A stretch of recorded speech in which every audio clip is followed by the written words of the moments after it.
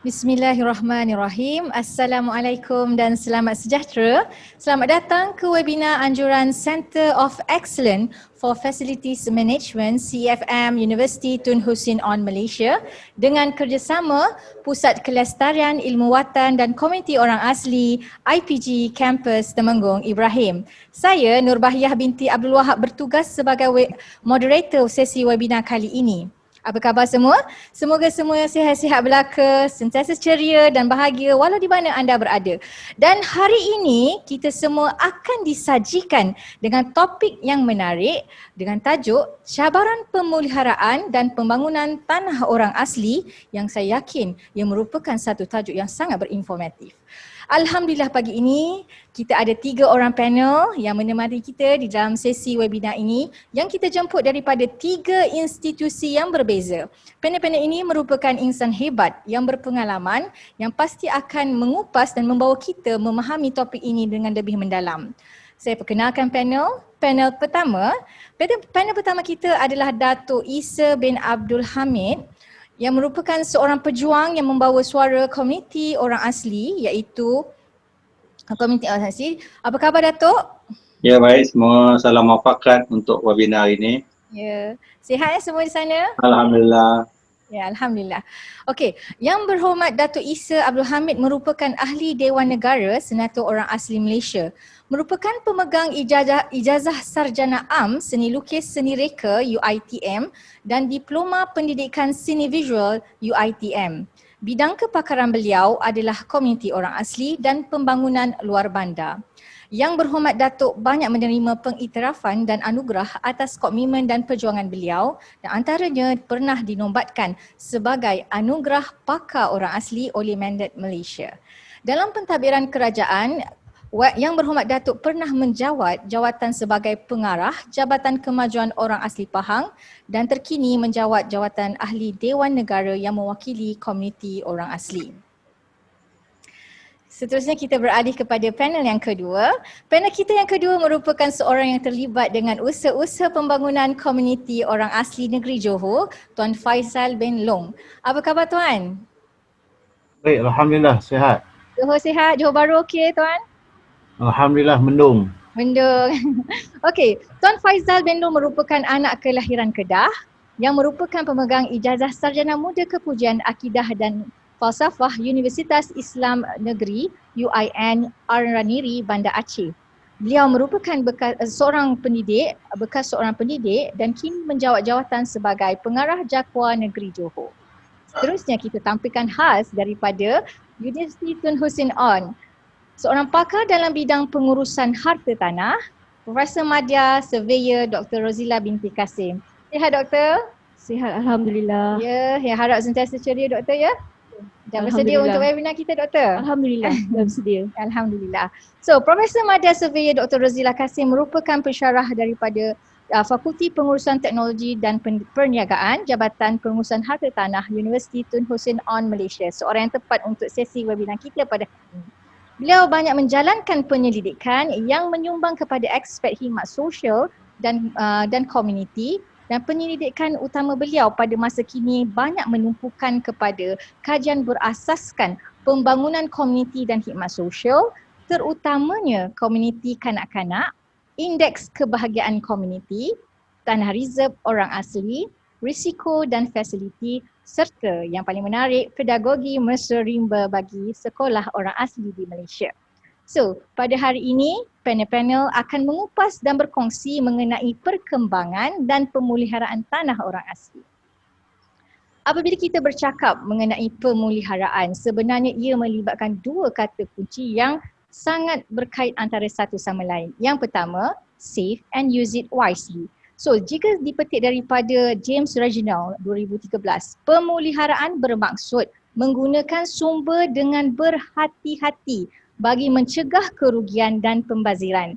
Dengan kata lain, pemeliharaan bukan sahaja bertujuan untuk memelihara sumber daripada rosak atau dieksploitasikan, tetapi dia bertujuan untuk dimanfaatkan secara optimum bagi memastikan kelangsungannya. Oleh itu, saya kira adalah satu yang agak baharu molek dan cantik untuk kita kupas mengenai topik ini, pemeliharaan tanah orang asli, dan kita lihat dari skop cabaran dan usaha pemeliharaannya. Sebelum saya memulakan perbincangan hangat kita, saya berikan sedikit info berkenaan perjalanan webinar pagi ini. Sepanjang webinar ini dijalankan, peserta webinar boleh mengajukan soalan atau pandangan pada ruangan comments di Facebook page CFM UTHM Updates. So, para panel akan menjawab soalan-soalan ini dan cadangan yang diberikan sebelum kita tamatkan webinar kita pada hari ini. Walau bagaimanapun, panel-panel akan tetap respon jika masih ada sebarang pertanyaan atau cadangan yang diajukan selepas berakhirnya sesi webinar. Kepada para peserta yang berada di bawah KPM, Kementerian Pendidikan Malaysia, pautan borang penilaian dan kehadiran khusus akan dimasukkan pada ruangan komen ini juga. Baiklah, tanpa melengahkan masa, saya tujukan soalan yang pertama kepada Yang Berhormat Datuk Isa bin Abdul Hamid. Yang berbahagia Datuk. Okey, Datuk saya kira adalah seorang penggerak bagi usaha-usaha pembangunan dan komuniti orang asli, khususnya dalam pembangunan tanah orang asli. Boleh tak Datuk jelaskan maksud tanah orang asli dari aspek jenis pemilikan pegangan tanah yang sedia ada di negeri Johor dan perbezaan sekiranya ada dengan negeri-negeri lain. Silakan Datuk. Okey, terima kasih kepada moderator Puan Dr. Nubaiyah Abdul Wahab, penyelaras Pusat Penguatan Temanggung Ibrahim Johor Bahru, juga yang dihormati Tuan Faizal bin Long, Pengarah Jaguar Negeri Johor, Prof. Madya Dr. Rozilah Kassim, pensyarah di UTHM, semua para peserta yang dapat bersama dalam webinar hari ini.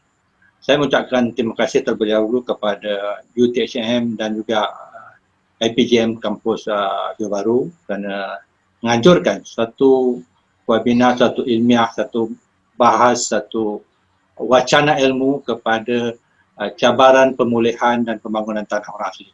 Kita melihat bahawa isu tanah merupakan isu yang sangat serius kepada komuniti orang asli. Kita melihat banyak kes orang asli telah membawa kes-kes tanah di mahkamah dan kebanyakan mereka telah menang, dan ini kita melihat bagaimana pentingnya tanah kepada komuniti orang asli. Sesungguhnya topik hari ini melihat dari sudut perundangan. Kalau kita melihat dari perundangan, kita ada tanah warta, tanah hak milik, tanah lulus MMK, lulus Mesyuarat Kerajaan Negeri, ada juga istilah tanah adat dan tanah raya. Namun dalam maksud tanah kepada orang asli, dia merupakan nyawa pada alam, sumber kepada kehidupan, kelangsungan dalam kehidupan dan kematian. Sebab itu kalau kita melihat pada pentingnya tanah kepada orang asli sangat besar. Jika kita melihat tanah warta orang asli di bawah Akta 134, kebanyakan tanah ini telah diwarta dalam Seksyen 6 dan Seksyen 7.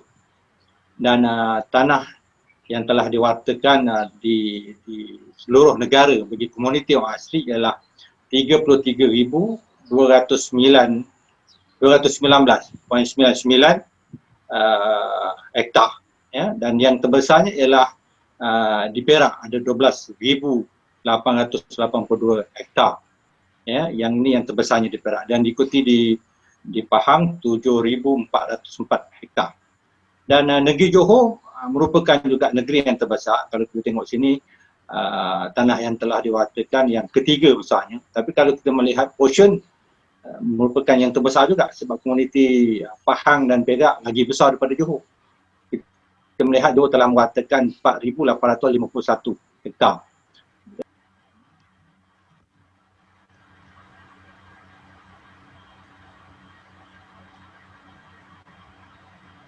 Datuk, Assalamualaikum Datuk. Assalamualaikum Datuk. Assalamualaikum Datuk. Minta unmute. Assalamualaikum Datuk. Dan 20 Kanun Tanah Negara Seksyen 26/1 ada 3 kampung, iaitu seluas 22.14 hektar. Boleh dengar? Boleh tu, tadi ada sedikit masalah teknikal tapi sekarang dah okey. Teruskan Datuk. Okey. Perlu saya ulang? Boleh Datuk ulang yang seminit yang lalu. Sebab tadi ada gangguan teknikal untuk sikit. okey, thank saya. Okey. Okey, kerajaan telah mewartakan tanah di bawah Akta 134, terutamanya dalam Seksyen 6 dan Seksyen 7, ya, seluas 33,219 hektar. Dan Perak di antara negeri yang terbesar. Perak telah mewartakan 12,882 hektar dan diikuti oleh Pahang 7,404 hektar. Dan saya nyatakan bahawa Johor juga merupakan negeri yang besar komitmennya sebab dari segi population atau penduduk orang asli ramai di Pahang dan juga di Perak. Tapi Johor merupakan negeri ketiga terbesar dalam mewartakan tanah bagi komuniti asli, iaitu 4,851 hektar. Jika kita lihat ada juga tanah yang telah diwartakan di bawah Kanun Tanah Negara. Seksyen 26 ada 3 kampung iaitu seluas 9.71 hektar. Dan di bawah Kanun Tanah Negara Seksyen 26/1 juga ada 3 kampung seluas 22.14 hektar. Dan ini kita melihat bahawa antara tanah yang kita telah terima secara sahnya sebagai komuniti orang asli. Kalau saya melihat dari segi Johor, fokus isu tanah yang dibincangkan pada hari ini, bahawa 39 kampung telah berwarta, dan terdapat 35% lagi, iaitu sebanyak 25 kampung belum berwarta. Maka ini merupakan satu tindakan yang proaktif yang perlu dibuat oleh JAKUA. Di Johor juga saya ingin berkongsi bahawa terdapat satu perkeliling atau Gazette Sultanate Land, yang ini juga merupakan satu kaedah pewartaan perizaban tanah di bawah negeri Johor. Dan yang ini mungkin agak baru dan kita minta JAKUA supaya dapat membuat satu bengkel penjelasan, juga menyemput SUK dan PTG Johor untuk menjelaskan isu ini. Sebab kita melihat bahawa komitmen kerajaan dan juga Sultan untuk menjaga tanah-tanah asli daripada dimanipulasi, maka satu tindakan atau pihak kerajaan bagi melindungi tanah-tanah asli dalam perkeliling ini. Di Kelantan juga kita melihat pada tahun 2020 ini satu tindakan yang proaktif. Sebab Kelantan sejak tahun Akta 154/1954 tidak pernah mewartakan tanah-tanah asli. Dan pada sidang DUN ketiga tahun 2020, Kelantan telah mewartakan 1,644.73 hektar di bawah Kanun Tanah Negara Seksyen 60. Dan tanah yang diwartakan ialah 9 kampung. Antaranya Pos Jedip, Sungai Rual, Pos Belau, Kuala Wuk, Kuala Lah, Mangrove, Pelok, Tuel, Galang dan Kelai. Ini merupakan satu komitmen kerajaan di Kelantan kepada komuniti orang asli. Mungkin kes-kes isu yang sekarang banyak naik turun di mahkamah. Yang kedua, saya menjelaskan tentang status tanah ialah tanah lulus MMK. Ia kalau dilihat bukan status tanah, ia adalah satu proses tindakan kepada tanah yang belum selesai. Namun dalam kategori untuk meletakkan jumlah tanah yang telah selesai diproses atau belum, tanah lulus MMK juga merupakan satu portion yang besar. Untuk makluman audien bahawa suatu tanah yang dimohon oleh JAKUA di peringkat daerah dihantar kepada pejabat tanah daerah. Pejabat tanah daerah dan memusyarat di bawah jawatankuasa penyelesaian tanah daerah. Kemudian jika lulus dihantar kepada PTG negeri. PTG negeri jika lulus dibawa dalam mesyuarat Esko. Dan mesyuarat Esko jika melulusnya dipanggilkan tanah ini di bawah telah lulus MMK. Dan seterusnya PTG akan bawa balik ke PTD untuk digazet dan diwartakan. Dan tanah yang dulu MK atau yang belum digazet warta ini merupakan suatu nilai yang agak besar. Dan biasanya tanah-tanah lulus MMK ini dibenarkan untuk kegiatan ekonomi, projek ladang, TSB, ladang TSK yang banyak di Pahang dan juga di Perak. Dan yang berlaku dalam isu ini biasanya tanah ini berlakunya perubahan saiz. Contohnya kalau peringkat MMK dah lulus 400 hektar, bila berlaku perizaban dia akan mengecil. Bila berlaku pencerobohan dan sebagainya, jadi 250 hektar, 280 hektar, maka saiznya lebih mengecil. Ini isu apabila tanah Lulu MK lambat di gadget diwartakan. Di Malaysia tanah yang Lulu MK ada 20,663.74 hektar. Ya. Dan kalau kita lihat bahawa yang terbesarnya ialah di tanah yang Lulu MK ialah di Pahang 8,958.17 hektar dan diikuti oleh Perak 5,689.17 hektar. Dan yang ketiga Kelantan yang tadi saya jelaskan 2,238.10 hektar dan yang keempat Negeri Sembilan 1,759.94 hektar dan di Johor tak banyak. Ya, ada 431.64 hektar. Ini kita melihat bahawa tanah yang diluluskan di bawah MK ini adalah sedang proses untuk di gadget ataupun diwarta reservekan untuk komuniti orang asli. Yang ketiga, kategori tanah yang kita bincangkan ialah tanah hak milik. Tanah hak milik ini pemilikan individu dan tanah hak milik di seluruh negara bagi komuniti orang asli adalah ada 2,354 ya, dan di Johor ada 182.88 hektar dan di Pahang merupakan yang terbesarlah 1,461.15 dan kebanyakan tanah yang di Pahang hak milik ini di Maran, Bentong, Rompin, Pekan dan Kuantan yang merupakan kawasan yang agak tinggi. Dan tanah-tanah hak milik ini biasanya ada kelebihan seperti membuat rumah mesra rakyat di bawah Syarikat Perumahan Negara Berhad, ada antaranya Kampung Api Larat dan sebagainya. Yang ini merupakan satu kaedah bagaimana memberi hak kepada komuniti asli ke atas keran individu. Terdapat juga istilah tanah adat. Ya, tanah adat ini tanah pendudukan atau kawasan yang didiami komuniti asli. Tanah ini merupakan satu jumlah yang agak besar dan tanah ini juga merupakan suatu usaha komuniti orang asli, terutamanya jaringan, POEK, POSAM untuk melihat bahawa tanah adat ini perlu diiktiraf. Ya, dan usaha-usaha untuk melaksanakan perkara ini mungkin agak mencabar. Ini dikatakan cabaran pemulihan tanah orang asli. Ya, walaupun dia tidak diiktiraf oleh kerajaan pada hari ini. Kita berharap dengan kemasa akan datang kerajaan memberi ruang bagaimana tanah adat yang ada di Sabah dan Sarawak. Dan cadangan bagi komuniti asli supaya adanya geran komunal bagi geran milik bersama komuniti ataupun jawatan kuasa kampung.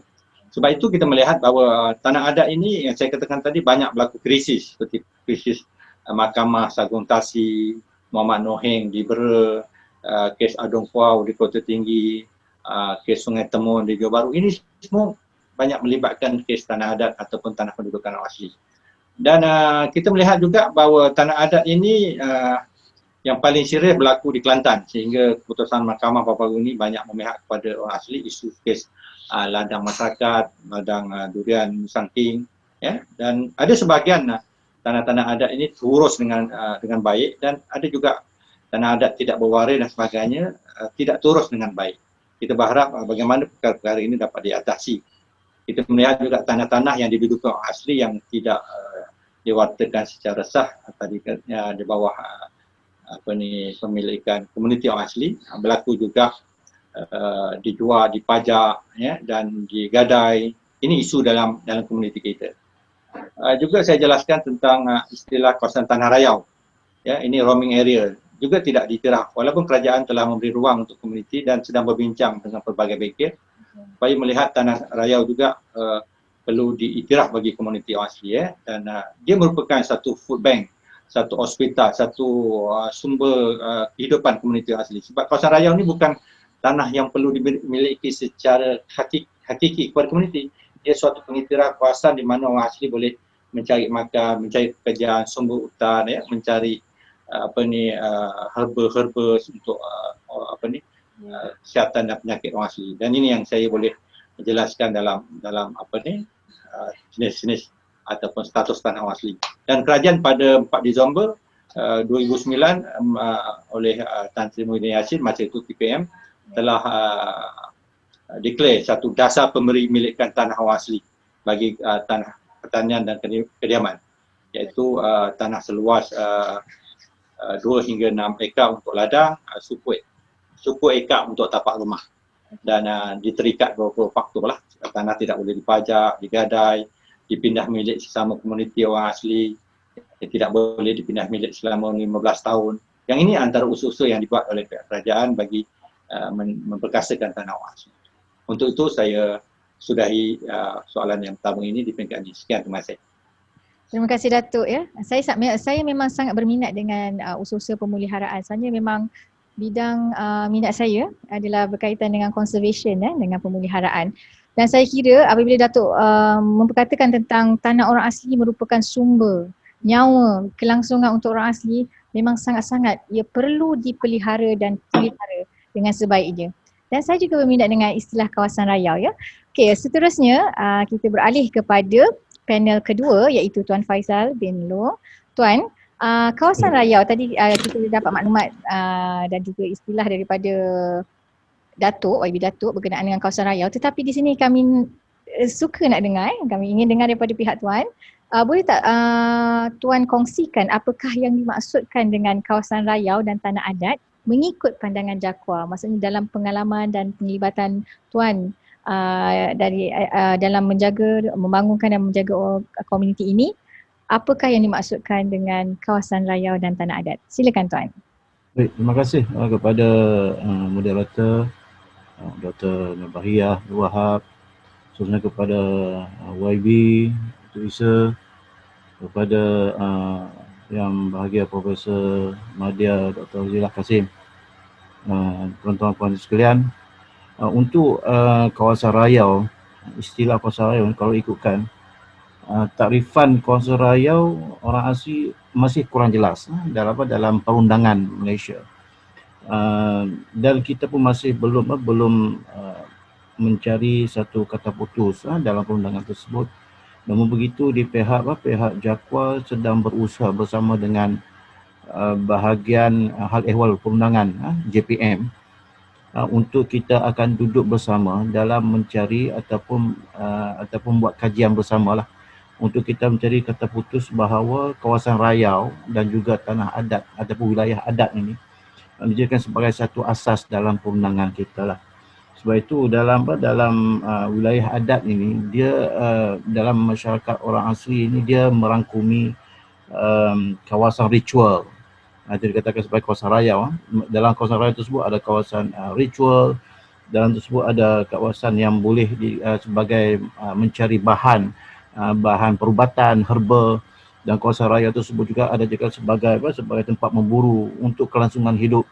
Dan ini yang dikatakan sebagai kawasan rayau yang orang asli yang dijadikan sebagai asas untuk dikatakan sebagai wilayah adat. Sebab itu di pihak Jakwa masih belum ada kata putus ataupun yang menjelaskan takrifan kawasan rayau. Justru namun begitu dalam mesyuarat jawatankuasa Jakwa bersama Jabatan Perhutanan Semenanjung Malaysia pada tahun 2016, dalam mesyuarat tersebut mesyuarat bersetuju mengambil kira pandangan yang bahagia Tan Sri Peguam Negara pada ketika itu yang menyatakan bahawa kawasan rayau bukan satu pemilikan mengikut undang-undang lazim tetapi tertakluk kepada kuasa kerajaan negeri. Ini perlu dilihat kerana setiap kawasan rayau tersebut kerajaan negeri yang dapat menentukannya, kerana tanah adalah hak milik kerajaan negeri. Jadi kita sebenarnya katakan tadi oleh Yang Berhormat Datuk Isa, macam di Johor kita di kawasan orang asli yang sedang memohon atau yang akan memohon diletakkan di bawah Sultanate Land. So ini kenapa kena maklum bahawa di Johor memang agak berbeza sikitlah di negeri lain. Justru apapun di pihak Jakwa kita sentiasa menghormati masyarakat orang asli yang menuntut kawasan tersebut dikatakan sebagai kawasan rayau. Sejauh mana mereka bergerak, sejauh mana mereka mencari kawasan tersebut, maka kita kena menghormati kawasan tersebut, yang mana kawasan tersebut mungkin kawasan tersebut adalah tempat perkuburan mereka, mungkin kawasan tersebut adalah tempat ritual mereka, kawasan tersebut adalah merupakan tempat pemburuan mereka atau mencari bahan-bahan atau mencari sumber pendapatan mereka di dalam kawasan tersebut yang bukan untuk tujuan komersial tetapi lebih tujuan kepada untuk kelangsungan hidup. Sekian, terima kasih. Terima kasih Tuan Faizal. Okay, satu input yang baru yang saya amat tertarik khasnya berkaitan dengan kawasan rayau yang digunakan sebagai kawasan ritual, kawasan menjalankan aktiviti budaya dan juga ekonomi bagi orang asli. Dan di sini kita dapat kupas dan kita dapat pergi dengan lebih mendalam bahawa ia menunjukkan saling kaitan dan interaksi yang amat tinggi antara tiga entiti utama, iaitu orang asli, alam sekitar dan hutan. Dan untuk perkaitan tiga entiti utama ini ada kaitannya dengan soalan yang bakal saya tujukan kepada panel ketiga kita, Profesor Madya, Dr. Rozila Kasim. Doktor, seperti mana yang kita ketahui, alam sekitar rimba dan juga orang asli adalah saling berinteraksi dan mempunyai keunikan yang tersendiri. Pandangan hidup komuniti ini sebenarnya banyak dipengaruhi oleh keadaan fizikal, alam sekeliling, khasnya di persekitaran yang mereka diami.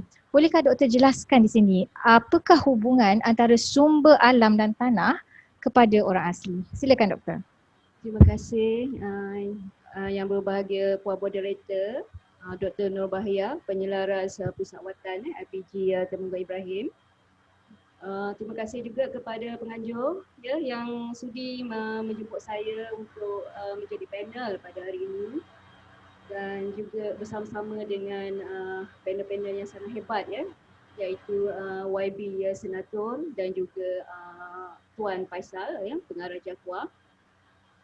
Untuk menjawab persoalan yang diajukan oleh moderator, pertama saya ingin melihat dari segi hubungan antara sumber manusia, sumber alam itu sendiri kepada seseorang. Kat sini saya kata sama seperti kaum-kaum lain macam orang Melayu Macam orang Melayu dia punya sumber alam dia, sumber jadi dia kalau orang Melayu ni sinonim dengan kampung. Biasanya kampung orang Melayu kan, orang kampung duduk di orang Melayu duduk di kampung. So bila kita kata orang asli, biasanya kita akan kata orang asli ni dia akan duduk di kawasan yang dipenuhi dengan hutan. Biasanya duduk di hutan-hutan lah, di mana kat situ sumber jadi dia yang sangat kaya lah di situ Oleh itu kita nampak bahawa hubungan antara orang asli dengan sumber alam yang mana kawasan dia dikelilingi oleh hutan ini seperti tidak boleh dipisahkan. Sebenarnya itu adalah dunia dia. Itu adalah dia punya orang kata dia punya roh dia. Dia punya amalan, seharian hidup dia punya, di situlah tradisi turun-temurun dia mencari rezeki seperti Tuan Faizal maklumkan tadi, dan kepentingan dia kepada kehidupan harian dan budaya orang asli itu sendiri adalah bersama dengan kehidupan sumber alam yang dikeliling ni yang kita panggil sebagai hutan itu sendiri Okey. Untuk itu kita pertama perkara pokok yang kita perlu jelaskan, perlu tahu yang pihak orang ramai perlu tahu bahawa orang asli ini dilindungi untuk berada di kawasan-kawasan ini, di kawasan-kawasan tradisi ini, di kawasan raya ataupun kawasan tradisi di hutan-hutan ini. Dia dilindungi oleh akta ataupun perundangan yang paling tinggi di Malaysia, iaitu Perundangan Perlembagaan Persekutuan 1957.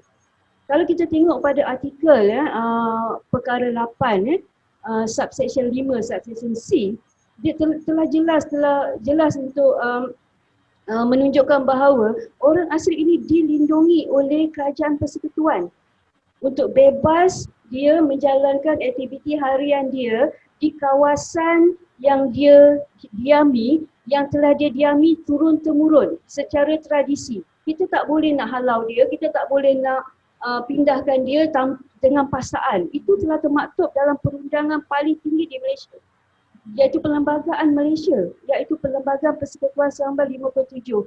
Pergi semak balik kepada artikel 8 ataupun perkara 8 itu sendiri. Di situ menunjukkan bahawa apa-apa sahaja aktiviti yang dibuat oleh kerajaan negeri, alright, berkaitan dengan orang asli, alright, sekiranya orang asli merujuk kepada perundangan Malaysia melalui Perlembagaan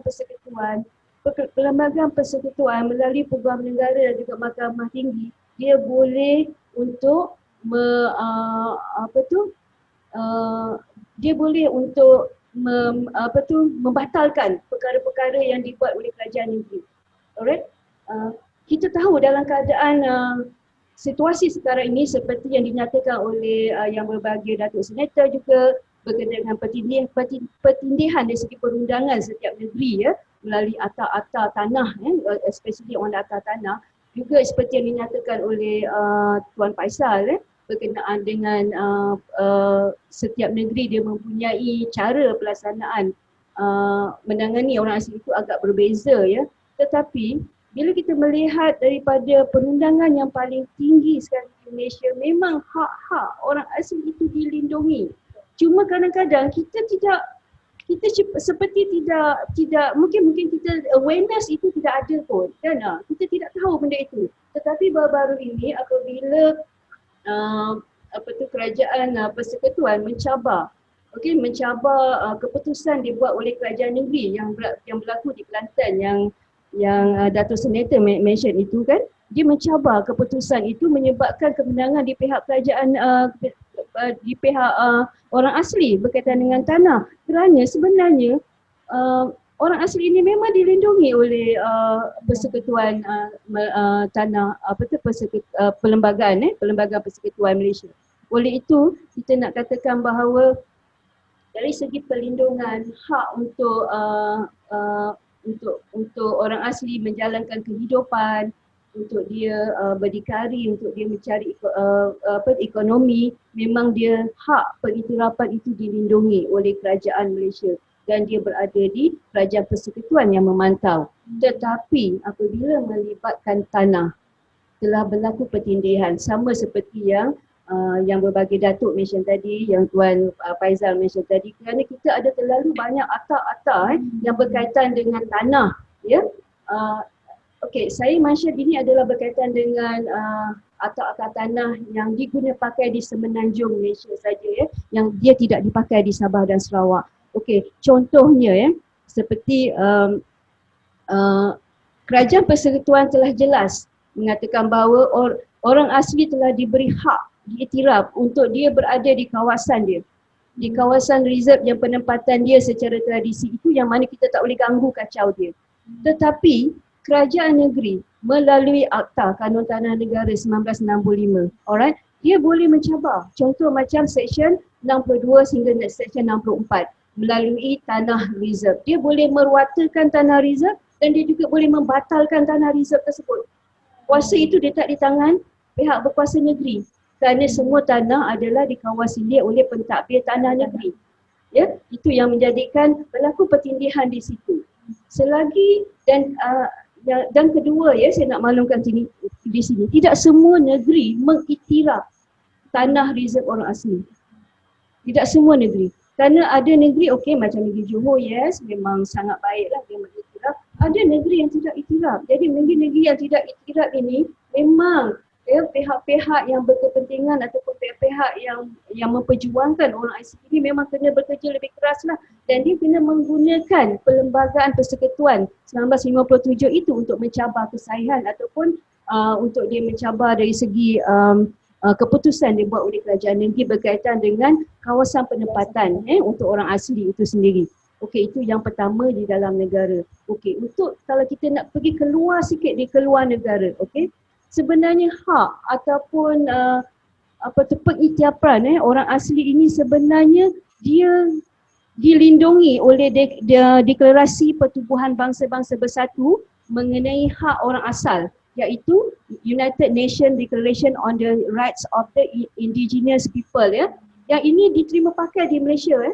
Okey, Malaysia telah mengguna pakai ini pada 13 September 2007, yang mana dia dalam deklarasi ini dia melindungi hak untuk orang asing mengamalkan ataupun meneruskan tradisi serta adat resam orang asli di kawasan penempatan yang telah mereka diami secara tradisi turun-temurun.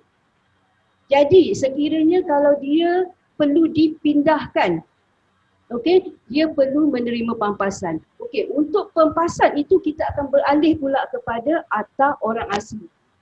Akta orang, kita pergi kepada Akta Orang Asli 1954 Akta 134 untuk dilihat pula berapa pampasan yang perlu diberi kepada orang asli. Di situ juga kita kena lihat adakah pampasan yang diberikan kepada orang asli untuk kita buat reallocation itu, dengan istilah dia itu, adakah dia memadai untuk orang asli itu sendiri. Itu kita kena tengok balik kerana dari segi jumlah pampasan itu sendiri. Memang kata okey, dia dapat pampasan, orang asli berjaya, tapi tengok balik adakah jumlah pampasan itu worth untuk orang asli itu sendiri kan. Kerana dia dah duduk di kawasan itu secara tradisi turun-temurun dah berapa generasi, and then dia suruh pindah, alright, kerana atas maksud awam seperti Seksyen 62 hingga 64 Akta Kanun Tanah Negara 1965 ya. Okay, atas tujuan awam untuk nak buat cakungan air ke, untuk buat loji tujuan awam, itu menyebabkan kita rasa okey, orang asli di kawasan itu kena dipindahkan dan mereka perlu dibayar pampasan. Tapi kita kena tengok balik juga lah jenis-jenis pampasan yang diberikan itu adakah dia memadainya untuk orang asli. Itu sajalah untuk moderator. Banyak benda yang perlu kita perhalusi di sini ya Doktor. Terima kasih Doktor. Alhamdulillah satu perkongsian yang baru, input baru bagi saya dan saya yakin pada para penonton sekalian. So di sini saya dapat garap perundangan sendiri memainkan peranan penting dalam memelihara dan memulihara tanah orang asli, dan of course antara salah satu usaha yang perlu ialah tanah-tanah ini perlu dibangunkan, tanah-tanah orang asli ini perlu dibangunkan secara lestari. Oleh itu kita beralih kepada soalan untuk panel pertama kita yang bahagia Datuk. Okey Datuk. Datuk boleh tak Datuk kongsikan bentuk-bentuk atau jenis pembangunan tanah orang asli yang diusahakan setakat ini yang mana Datuk sendiri terlibat sama. Silakan Datuk. Okey, terima kasih moderator. Kita dapat berkongsi pada berbagai sudut pandangan melalui pentadbiran Jakwa, juga dari segi konteks perundangan daripada UiTM tadi. Namun saya hari ini untuk meneruskan perbahasan tentang jenis pembangunan tanah. Sebenarnya tanah-tanah asli yang saya nyatakan tadi, yang berwarta lulus MMK, ada pembangunan tanah yang telah dibuat oleh kerajaan, ya, dan secara komersial dan konvensional. Dan secara komersialnya projek dipanggil tanaman secara komersial Jakwa. Yang ini tanah-tanah itu telah ditanam dengan getah dan juga kelapa sawit. Dan pemaju bagi tanah-tanah ini kebanyakan ialah RISDA. Dan RISDA memain peranan lebih kurang 75 ke 80%. Dan FEKRA lebih kurang dalam 25%. Dan FEKRA kalau di Pahang banyak berkaitan dengan getah. Namun kalau di Johor banyak tertumpu kepada sawit, ya, seperti Sungai Layau, Tanah Abang dan sebagainya. Dan kita melihat bahawa komuniti orang asli ada 42,000. Dan maksud saya komuniti orang asli, ketua keluarga ada 42,000. Dan projek ladang TSK ini telah memberi manfaat 8,817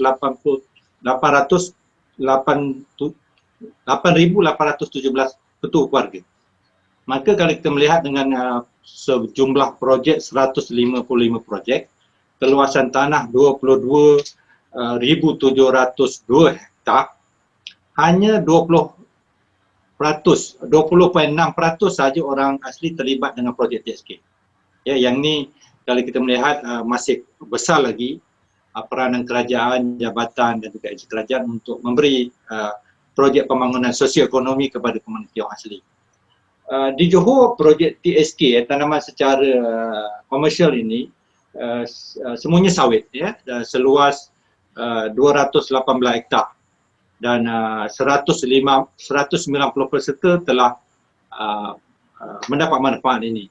Dan projek TSK ni sama ada getah ataupun sawit yang dibangunkan oleh kerajaan melalui grant yang diberi kepada Jakwa, yang dibangunkan oleh RPSB, ya, anak syarikat Risda. Dan kalau di Johor antara Tanah Gembur, Segamat Kecil, Sayung Pinang, Lanjut dan Juasih, projek-projek TSK Johor. Namun terdapat lagi satu di bawah projek komersial tadi, projek tanaman sawit juga, rancangan orang asli Johor. Dan juga di beberapa negeri ada juga, contohnya di Pahang. Di Johor kita ada 2,064.75 hektar dan dimanfaatkan oleh 1,016 peserta. Dan yang terbesar rancangan orang asli di Sungai Layau, iaitu 265 peserta, dan Tanah Abang ya, ada 322 peserta. Dan untuk rancangan tanah orang asli ini di bawah projek TSK Kelapa Sawit ini, dia meminjam ataupun grant daripada Bank Dunia. Sebab itu pendapatan di antara peserta ladang TSK Jakwa dengan rancangan projek tanah orang asli ini berbeza. Ya, dan biasanya TSK akan lebih sikit dan rancangan ini sebab dia pinjam mungkin pulangan akan lebih tinggi. Dan pendapatan purata bagi rancangan orang asli ini biasa dalam 200 hingga 600 ringgit.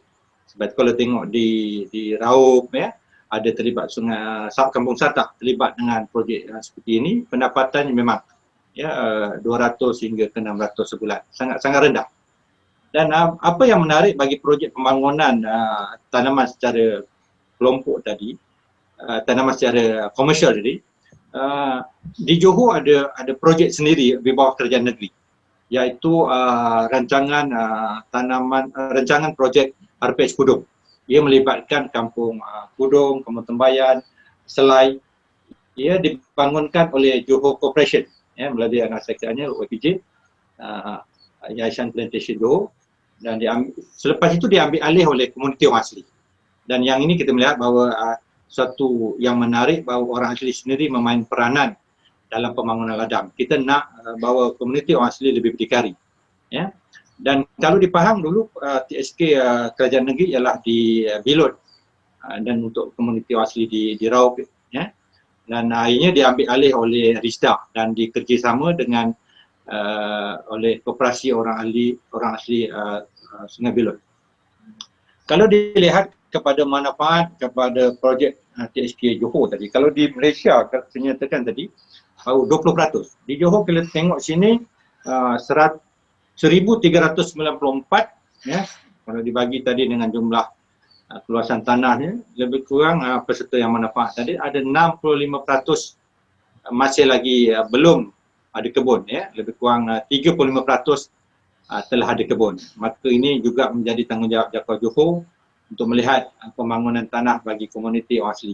Apa yang saya kesiankan ialah komuniti orang laut, terutamanya Seletar yang duduk di Pasir Putih, Teluk Kabung, Kuala Masai, Bakar Batu, Sungai Temun.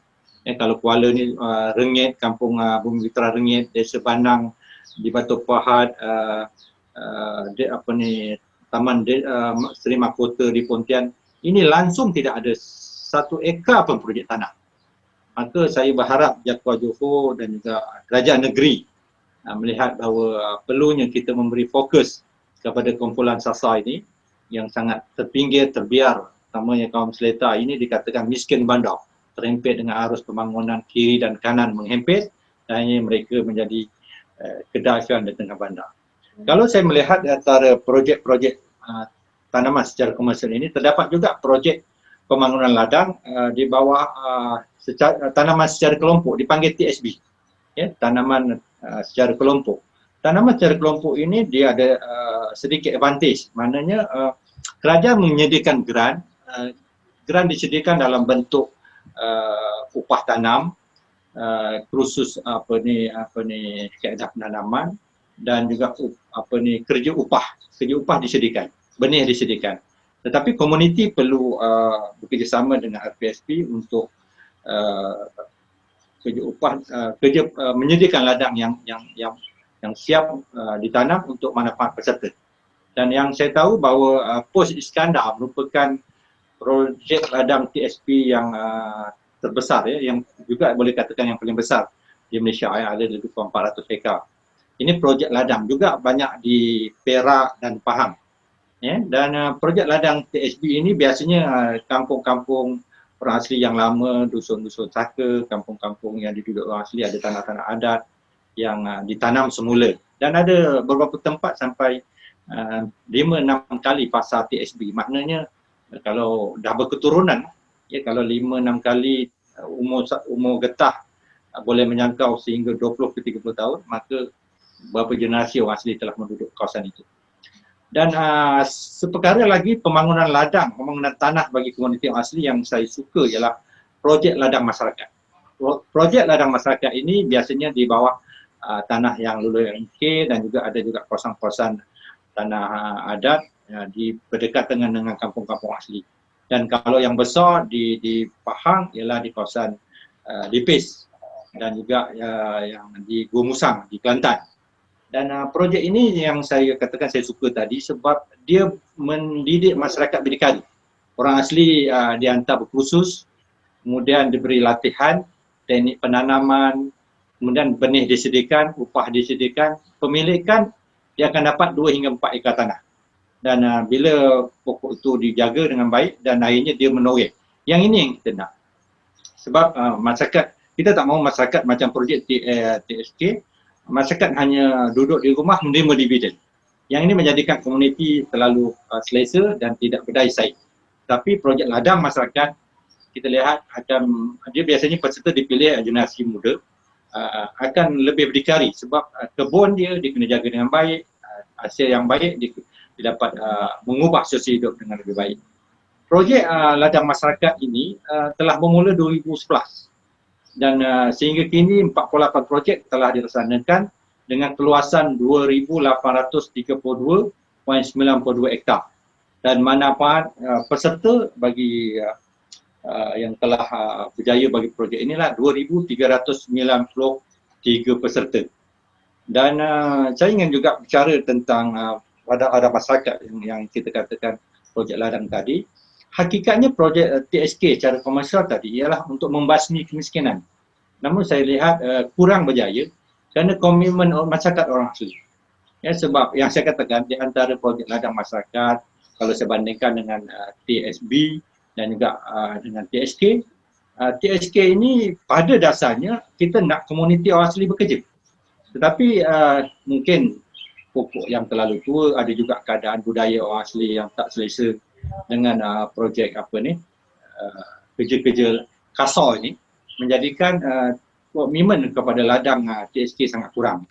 Sebab itu matlamat kita pada asalnya supaya orang asli memperoleh pendapatan 1,000 hingga 2,000 ringgit. Tetapi kerana dia hanya menerima dividen hasil projek sawit yang dikerjakan oleh buruh asing, pendapatannya hanya 400 hingga 800 ringgit. Ya, kalau saya melihat satu kes di Sungai Ruai, Raub, seorang peserta dia dapat dividen hanya 200. Tapi saya pernah tanya pada buruh orang asli yang bekerja mengambil upah, yang seorang tu menjawab dia bulanan dapat 600. Tetapi yang saya bangga seorang tu dia gaji dapat 1,200. Kalau 1,200 dicampur dengan pendapatan dividen hanya 200, dia dapat 1,400. Ini saya katakan bahawa kita apabila memberi peranan kepada komuniti orang asli, terlibat sama dalam pembangunan tanah, kita melihat bahawa sosioekonomi akan meningkat, cara hidup keberdikarian akan bertambah baik. Yang ini kita nak. Namun kita perlu lihat juga bahawa usahawan orang asli, koperasi juga perlu memain peranan yang aktif dan kita minta bahawa RISDA perlu ikhlas memberi ruang kepada komuniti orang asli. Ya, kadang-kadang kita tahu komuniti orang asli mempunyai limitasinya dengan budayanya. Perlu diberi kemahiran psikologi, motivasi supaya mereka berdaya saing. Ya, sebab TSK orang asli kebanyakan yang saya katakan tadi terus dengan baik di peringkat RISDA. Tapi bila komuniti mengambil alih, ada kekangan dari segi hasil tuai. Namun saya tidak nafikan bahawa ada beberapa koperasi dan komuniti orang asli telah meningkatkan hasil pendapatan ladang yang lebih baik. Sebab itu saya menyarankan kepada kerajaan supaya kepada kerajaan dan juga JAKWA melihat supaya orang asli diberi lebih peranan dalam kegiatan penghasilan ladang di TSK, ya, contohnya membaja, meracun, mengutip buah lerai supaya secara tak langsung pendapatan tadi akan membangunkan sosioekonomi komuniti orang asli. Dalam pembangunan ladang komuniti orang asli juga, saya melihat bahawa isu pembangunan bagi daya saing, ya, sebab saya melihat bahawa dalam ladang TSK orang asli perlu melihat kaedah baru, pendekatan yang baru supaya lebih dinamik untuk jangka masa panjang. Apa yang saya maksudkan di sini ialah ladang-ladang TSK biasanya ditanam semula, tetapi dia memerlukan geran 3 ke 10 juta, tengok ladang, saiz. Kalau saya melihat pengalaman saya, RPS Bukit Seruk, Kedai, Runcang, ya, tanam semula pun mendapat geran daripada kerajaan. Apa yang saya nak di sini, supaya geran yang ditanam semula ini dibangunkan kepada kampung-kampung yang tak pernah ada projek ladang. Kalau kita lihat, kalau di Pahang itu di Gano, Patu Tiga, Keraman, kampung lain pun banyak lagi. Ya, kalau di beberapa tempat di Pahang, antara yang besar Pekan, Tompin dan juga Tipis. Maka bila projek sedia ada itu, perlu ada tabung tanam semula supaya apabila proses tanam semula bahawa menggunakan dana sedia ada, tidak menggunakan dana kerajaan. Dana kerajaan yang baru ini dibangunkan projek ladang yang baru supaya lebih luas komuniti orang asli mendapat manfaat. Yang ini yang saya maksudkan. Juga melihat projek yang saya katakan tadi, TSK tadi, ada cabaran-cabarannya supaya kali ini sama juga dengan isu Felda. Kebergantungan orang asli kepada projek TSK ini menyebabkan pendapatannya tidak jauh berubah. Ya, dengan pendapatan yang terikat tanam semula, terikat dengan pinjaman pendapatan allowance, dividen bulanan, sebab proses menanam 1 hingga 3 tahun, tahun keempat baru sawit berbuah, maka proses itu komuniti perlu dividen at least paling tidak pun sebulan RM400 ataupun RM600 untuk sara hidup. Akhirnya keberhutang ini menyebabkan orang asli masih terikat lagi dengan projek TSK. Yang saya nyatakan tadi bahawa kalau kita melihat contoh orang Felda yang terikat dengan Felda, pendapatannya sekitar 2,000 sebulan. Tetapi orang Felda yang bebas, yang tidak terikat dengan Felda, dia kerja sendiri, pendapatannya 4 ke 5,000 sebulan. Begitu juga saya katakan bahawa kalau TSK Jakwa ni dapat membentuk orang asli berdikari, pendapatannya mungkin 3,000 ke 4,000 sebulan. Ya, kalau terikat 400 hingga 200 hingga 400 ke 600, maksimum pun 800. Ini yang saya katakan bahawa nak meletakkan kelangsungan keberdikarian komuniti orang asli untuk jangka masa panjang. Juga saya mencadangkan supaya untuk meningkatkan pendapatan yang lebih baik, TSK juga perlu ada projek integrasi.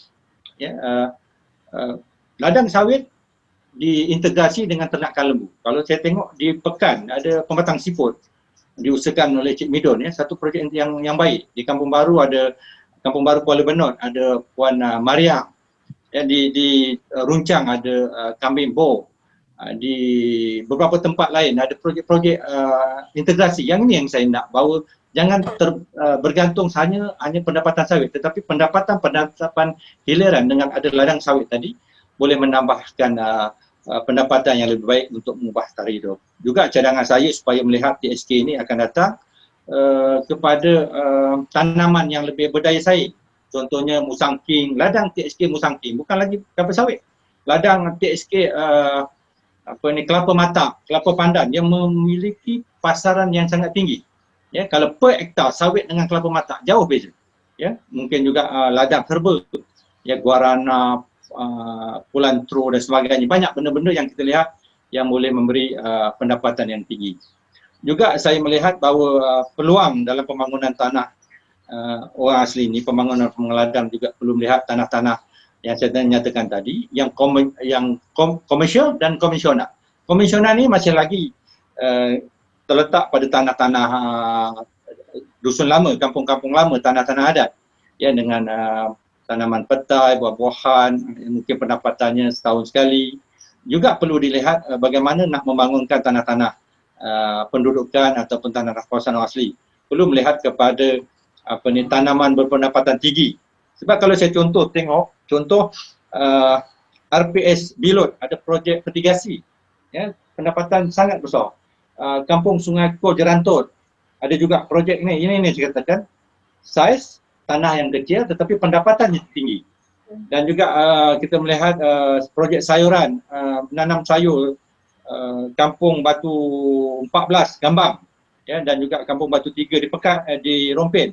Ini banyak projek-projek yang saya melihat tanah-tanah kampung, tanah-tanah adat ataupun tanah-tanah kawasan orang asli dibangunkan dengan projek yang berpendapatan tinggi. Kalau saya melihat usahawan Encik Effendi Ali, Kampung Baru Kuala Benoh, dia tanam pisang dan tebu. Ya, dia tidak ada tanah. Tanah hasil orang keluarga dia hanya 2 ekar dan dia sini menyewut dan pendapatannya mencecah 5 angka. Yang ni kita nak bahawa komuniti orang asli cinta dan seronok bekerja dengan pembangunan tanah, akhirnya pendapatan 5 angka bekerja di kampung. Bukan hanya pendapatan 5 angka untuk di bandar, tetapi di luar kampung dengan taraf hidup yang rendah, kita mendapat pendapatan yang tinggi. Juga saya melihat bahawa untuk pembangunan tanah mungkin kita melihat bahawa dalam sektor pertanian, tapi pembangunan tanah juga melihat juga pembangunan ekopelancongan, ekoturism, edutourism, homestay, kampung stay. Kalau tengok beberapa kampung yang berjaya, Kampung Pos Kuala Mu, Sungai Siput, Pos Lenjang Lipis, Pos Redip, Abor Temuan Rembau, banyak lagi komuniti asli yang telah berjaya dalam pembangunan tanah dalam konsep ekopelancongan.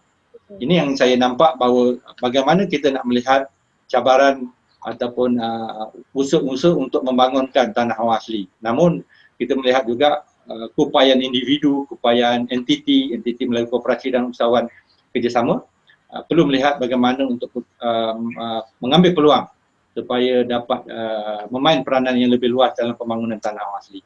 Untuk ini saya kongsi setakat ini saja. Sekian, terima kasih. Terima kasih Datuk. Ya. Saya kira Datuk telah menjawab soalan ini dengan penuh statistik dan idea, dan saya juga pernah, selain daripada Puan Maria, Datuk, saya pernah ke kampung di Kampung Kudung, Segamat, di mana di kampung tu kita Tok Batin Asoi itu sendiri bersama orang kampung telah mengusahakan satu bentuk pembangunan pelancongan yang sangat menarik di Tangkap Pengkoi. Dan saya rasa benda yang boleh diangkat. So ikon-ikon yang macam ni lah yang saya kira dapat memberi tauladan, contoh dan motivasi kepada komuniti orang asli untuk terus bangun, insya-Allah. So saya untuk beralih kepada soalan yang seterusnya kepada Tuan Faisal. Daripada petikan Berita Harian bertarikh 27 November 2017, terdapat 3 inisiatif yang dijalankan bagi pembangunan dan pemuliharaan tanah orang asli, iaitu yang pertama, pembangunan prasarana asas, yang kedua, memacu ekonomi, dan yang ketiga, memperkasakan tahap orang asli bagi melonjak taraf sosioekonomi mereka. Boleh tak Tuan Faisal jelaskan di sini mengenai inisiatif ini dan setakat mana pelaksanaannya khususnya bagi pemuliharaan tanah masyarakat orang asli di negeri Johor? Silakan Tuan. Terima kasih kepada Doktor. Untuk pernyataan ataupun keadaan akhbar pada tahun 2017 yang mengatakan bahawa dari sudut pembangunan prasarana asas, memacu ekonomi dan juga memperkasakan tahap orang asli dari sudut untuk menjadikan taraf sosioekonomi. Untuk pengetahuan, di Jakwa kita telah bergerak untuk pelaksanaan pembangunan prasarana asas. Contoh kita banyak dalam macam ni, di Jakwa kita ada satu trust kita nyatakan sebagai plan strategi. Kita ada plan strategi Jabatan Kemuliaan Orang Asli 2016-2020 yang mana kita terdapat tujuh trust tersebut yang merangkumi yang sebenarnya katakan pembangunan prasarana asas, kita ada untuk memacu ekonomi dan kita ada memperkasakan tahap orang asli. Yang mana trust yang pertama adalah pentadbiran tanah. So inilah yang dikatakan sebagai pembangunan prasarana asas yang kita telah laksanakan. Apanya masuk dalam tersebut, kita menambah baik pentadbiran tanah orang asli. Kita cuba buat penandaan kawasan penempatan orang asli. Dan kita juga buat kita akan jadi sebagai keanggotaan jawatan kuasa berkaitan hak tanah orang asli. Dan kita juga mewujudkan garis panduan baru-baru ni kita ada satu perbincangan khusus untuk pampasan. Sebenarnya kan tadi Dr. Rozilah nyatakan tadi, kita telah membuat satu garis panduan khusus yang mana telah diarahkan oleh KSN, Tan Sri KSN, untuk kita membuatkan apakah pampasan yang sepatutnya boleh dapat oleh masyarakat orang asli. So garis panduan kita telah dibuat, telah disemak dan akan dikeluarkan tak lama lagi lah. Dan saya salah seorang ahli tetap dalam garis panduan pampasan tanah orang asli.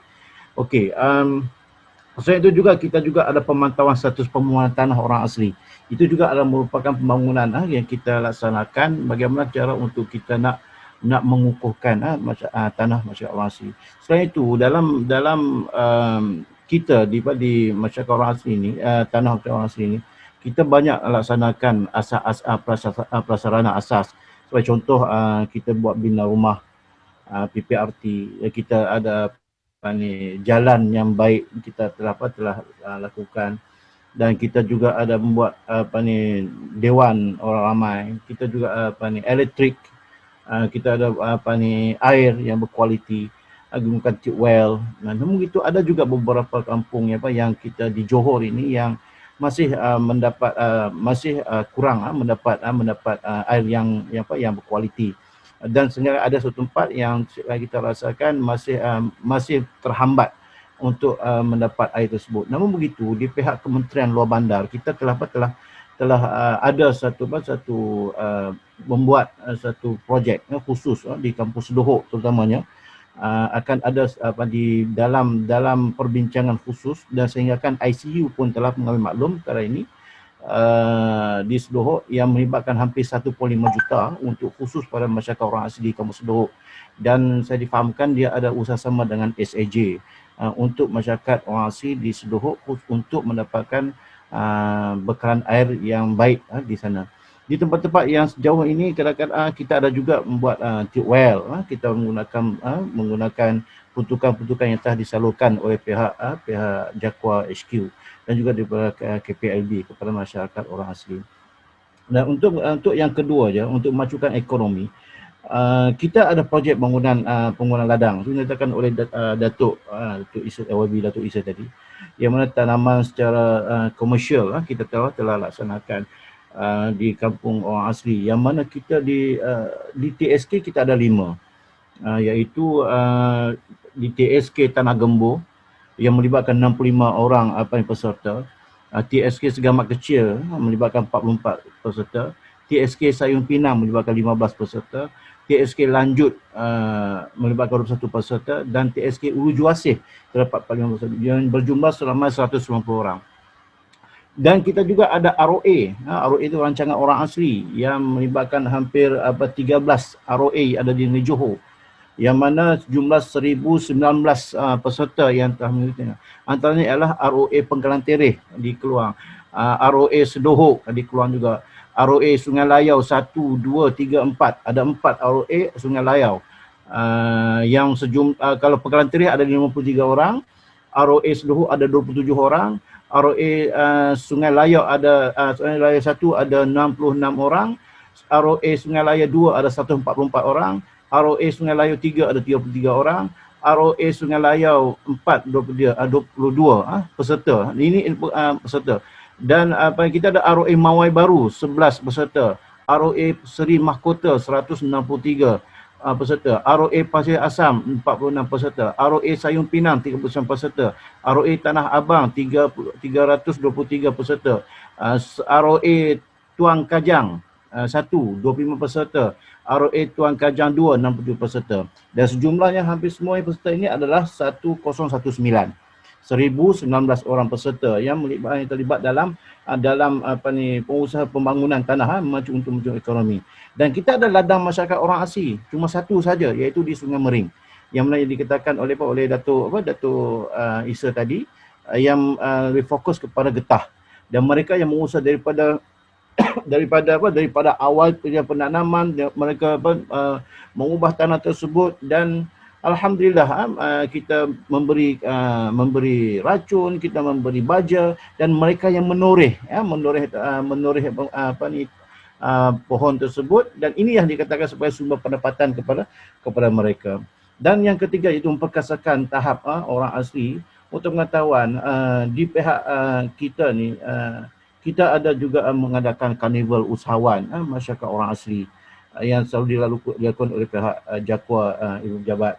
Dan kita ada pemberian grant kepada koperasi masyarakat orang asli. Kita ada juga yang aktif di Jakwa ini. Dan untuk pengetahuan Datuk, Koperasi Daya Asli ini lulus permohonan Datuk.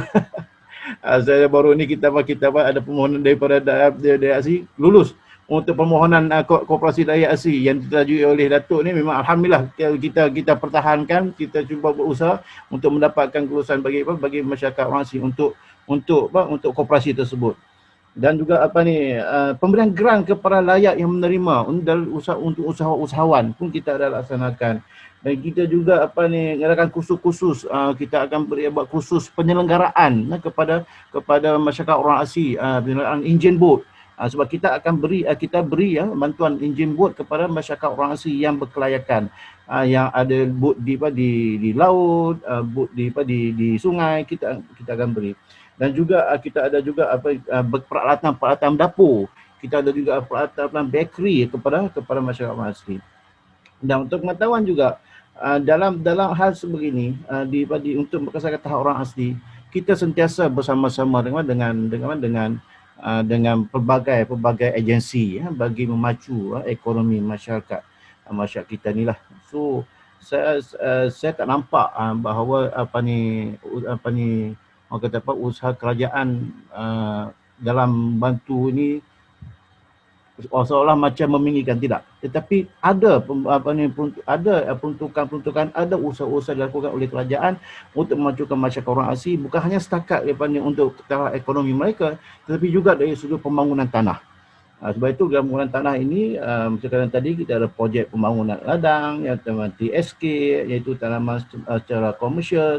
Kita ada ladang getah, kita ada dengan sawit, dan begitu juga kita bersama dengan kita ada rakan sinergi bersama dengan RISDA, bersama dengan FEKRA, bersama dengan MPOB, bersama juga dengan LGM, Lembaga Getahan Malaysia, dan begitu juga dengan badan korporat seperti YPJ tadi ini. So itu kita berusaha untuk meningkatkan taraf masyarakat orang asli.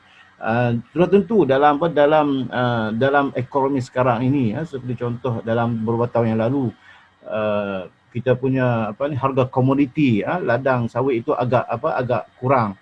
Tapi sekarang sudah mulai ada peningkatan sedikit demi sedikit. Dan alhamdulillah ini adalah merupakan salah satu anugerah yang mana kita perlu berusaha, kita perlu bersabar, dan kita harap mungkin ada usaha-usaha dilakukan oleh kerajaan bagi meningkatkan taraf ekonomi. Apa usaha-usaha yang kita lakukan yang sentiasa untuk melihat bahawa apakah kita nak bawa masyarakat kita ni menuju ke arah mana supaya masyarakat orang asli akan duduk sama tinggi, duduk sama rendah. Dan kita tidak mahu meminggirkan masyarakat orang asli seperti meminggirkan mereka. Kita tak nak tidak mahu mereka ini terus terpinggir, dan kita nak mereka terus bersama-sama dengan kerajaan, terus bersama-sama untuk memacu ekonomi negara. Tuan-tuan puan sekalian, dalam hal ini juga pihak Jakwa sentiasa berusaha untuk mencapai pembangunan tanah tersebut. InsyaAllah kita bersama-sama dengan pihak LA, pihak PUU, pihak daerah, untuk kita berusaha bagaimana cara untuk kita nak membuat pemilikan tanah. Walaupun ada beberapa permasalahan yang berlaku yang mungkin merumitkan, tetapi kita berusaha sedikit demi sedikit. Sekurang-kurangnya kita ada usaha langkah tersebut dibanding kita tidak ada usaha. Dan di pihak Jakwa sentiasa bersama-sama dengan pihak kerajaan negeri, pihak bersama-sama dengan pejabat daerah untuk kita melihat sejauh manakah atau peringkat manakah yang pihak Jakwa akan duduk bersama dengan pihak pejabat tanah untuk kita melihat perwartaan tanah tersebut untuk masyarakat orang asli. Dan untuk pengetahuan semua, dalam data kami di Jakwa ini, kita ada kita yang telah diwartakan reserve orang asli di bawah Seksyen 7/1 Akta 134 tahun 1954, kita yang telah diwartakan ini adalah sebanyak 2,382 .958 hektar. Ini kita punya dah direservekan, yang telah diwartakan. Kemudian di kawasan orang asli Seksyen 6 Akta 134 tahun 1994, kita ada 2,452.385 hektar. kita diwartakan.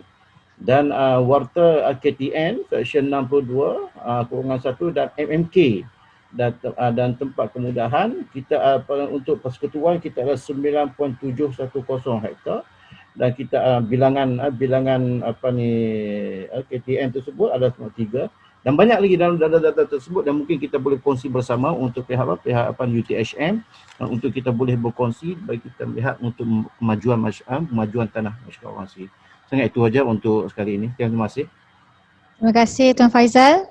Ya, saya tertarik dengan usaha-usaha kerajaan melalui gerak kerja yang dijalankan oleh Jabatan Kemajuan Orang Asli JAKWA. So saya nampak di sini teras utama bagi kejayaan inisiatif ini adalah melalui jaringan dan jalinan agensi kerajaan dan agensi bukan kerajaan bagi menjayakan usaha ini, dan pastinya usaha ini bukan satu usaha yang mudah dan murah. So bila kita berkata tentang usaha yang mudah dan murah, ia adalah sangat berkaitan dengan elemen kelestarian. So bila kita bercakap tentang elemen kelestarian, ia mampu dijayakan melalui penyelidikan. Dan tentunya soalan ini berkaitan dengan panel kita seterusnya. Alright Dr. Razila, saya difahamkan Dr. banyak terlibat dengan penyelidikan yang berkaitan dengan pembangunan tanah. Bolehkah Dr. kongsikan berdasarkan penyelidikan yang Dr. jalankan, bagaimanakah peruntukan perundangan berperanan dalam melindungi orang asli berkaitan dengan tanah? Ini bagi menjamin kelestarian pemeliharaan tanah komuniti ini. Silakan Doktor.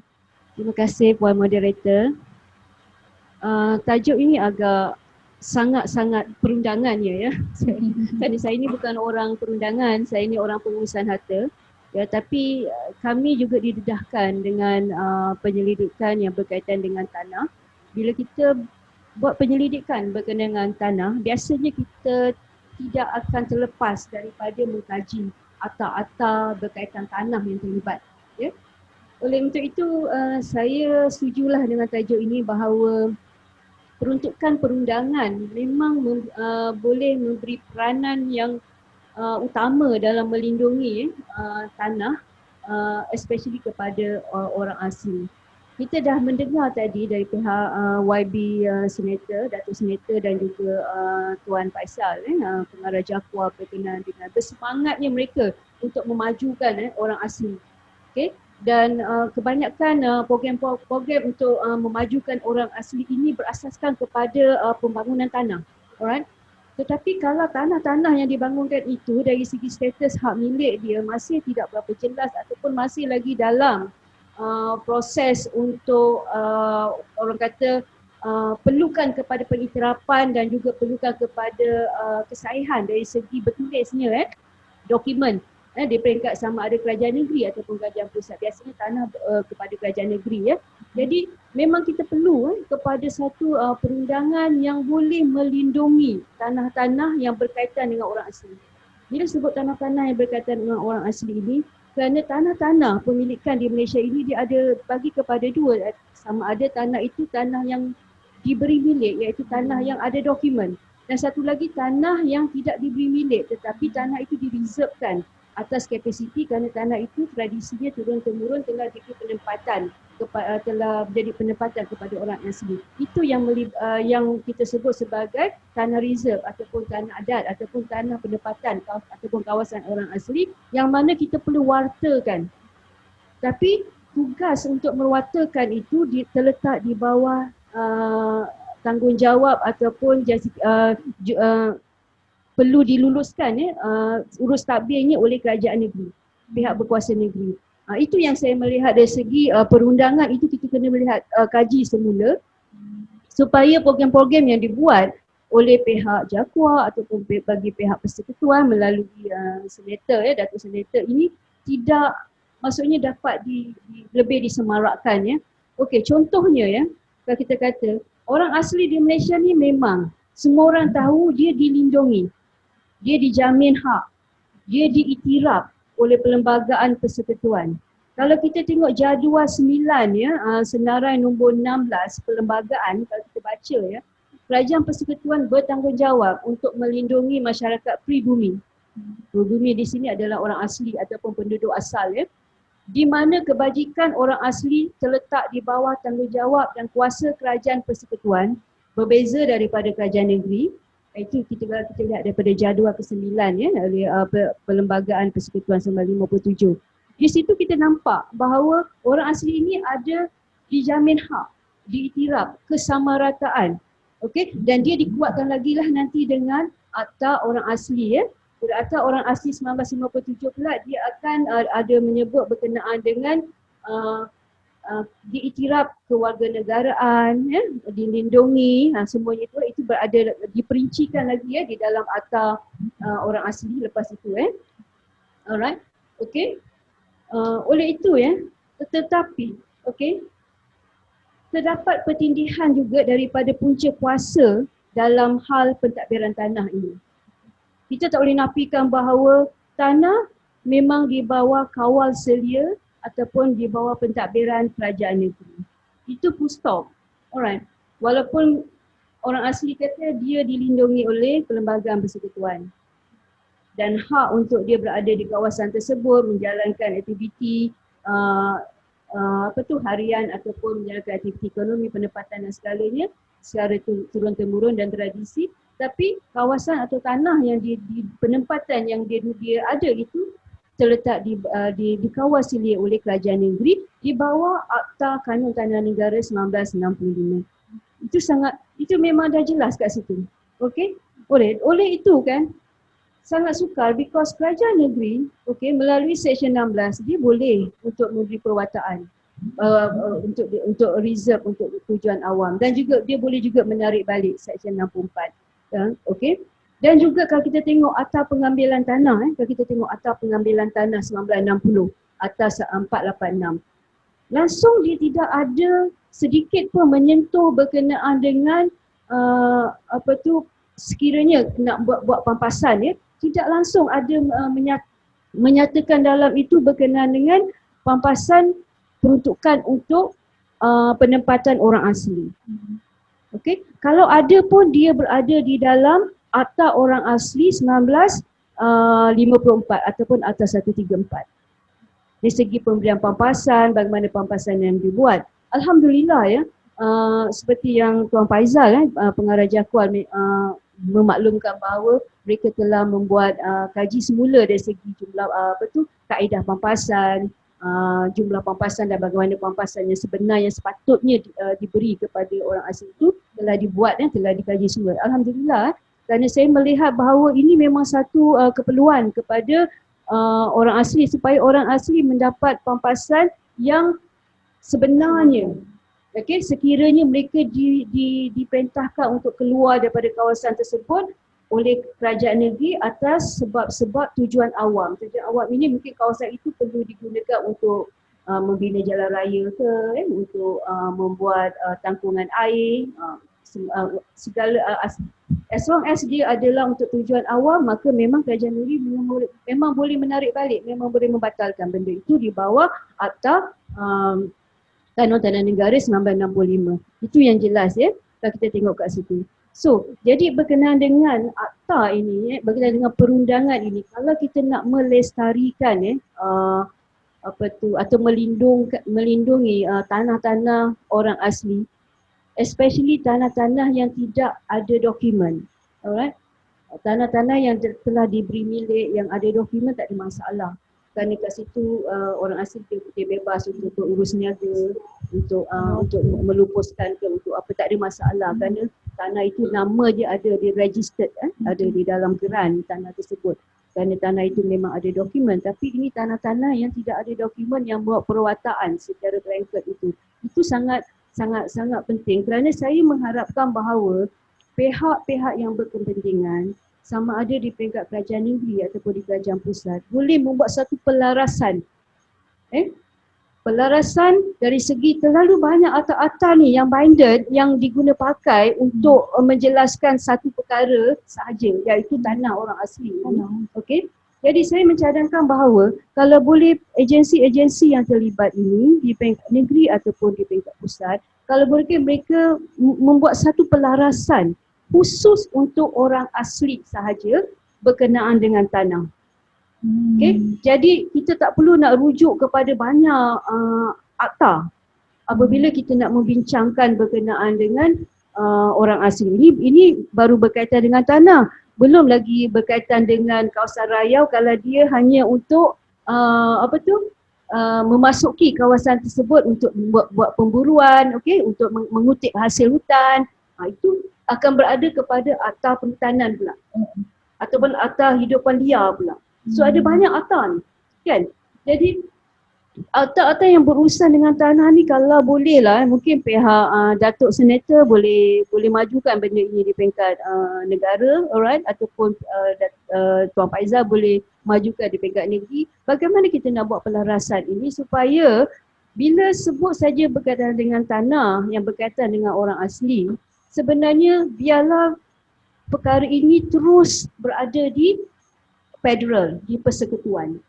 Bermaksud kerajaan negeri, walaupun kerajaan tanah itu ditadbir urus oleh kerajaan negeri, alright, tetapi kerajaan negeri perlu mendapat nasihat ataupun mendapat cadangan nasihat daripada persekutuan, okey, untuk apa-apa yang berkaitan dengan tanah orang asli yang berada di kawasan kerajaan negeri. Sama ada, saya agak khawatir apabila melibatkan tanah-tanah orang asli ini yang belum diiktiraf, tanah-tanah adat ke tanah-tanah reserve yang tidak diiktiraf oleh kerajaan negeri ni. Okay? Yang ini saya sangat risaulah, okay? Kerana dia perlukan campur tangan pula nanti daripada kerajaan pusat, kan? Untuk perlukan campur tangan ini, dia perlukan orang asli ini perlukan kepada peruntukan kewangan untuk engage dengan lawyer, okay?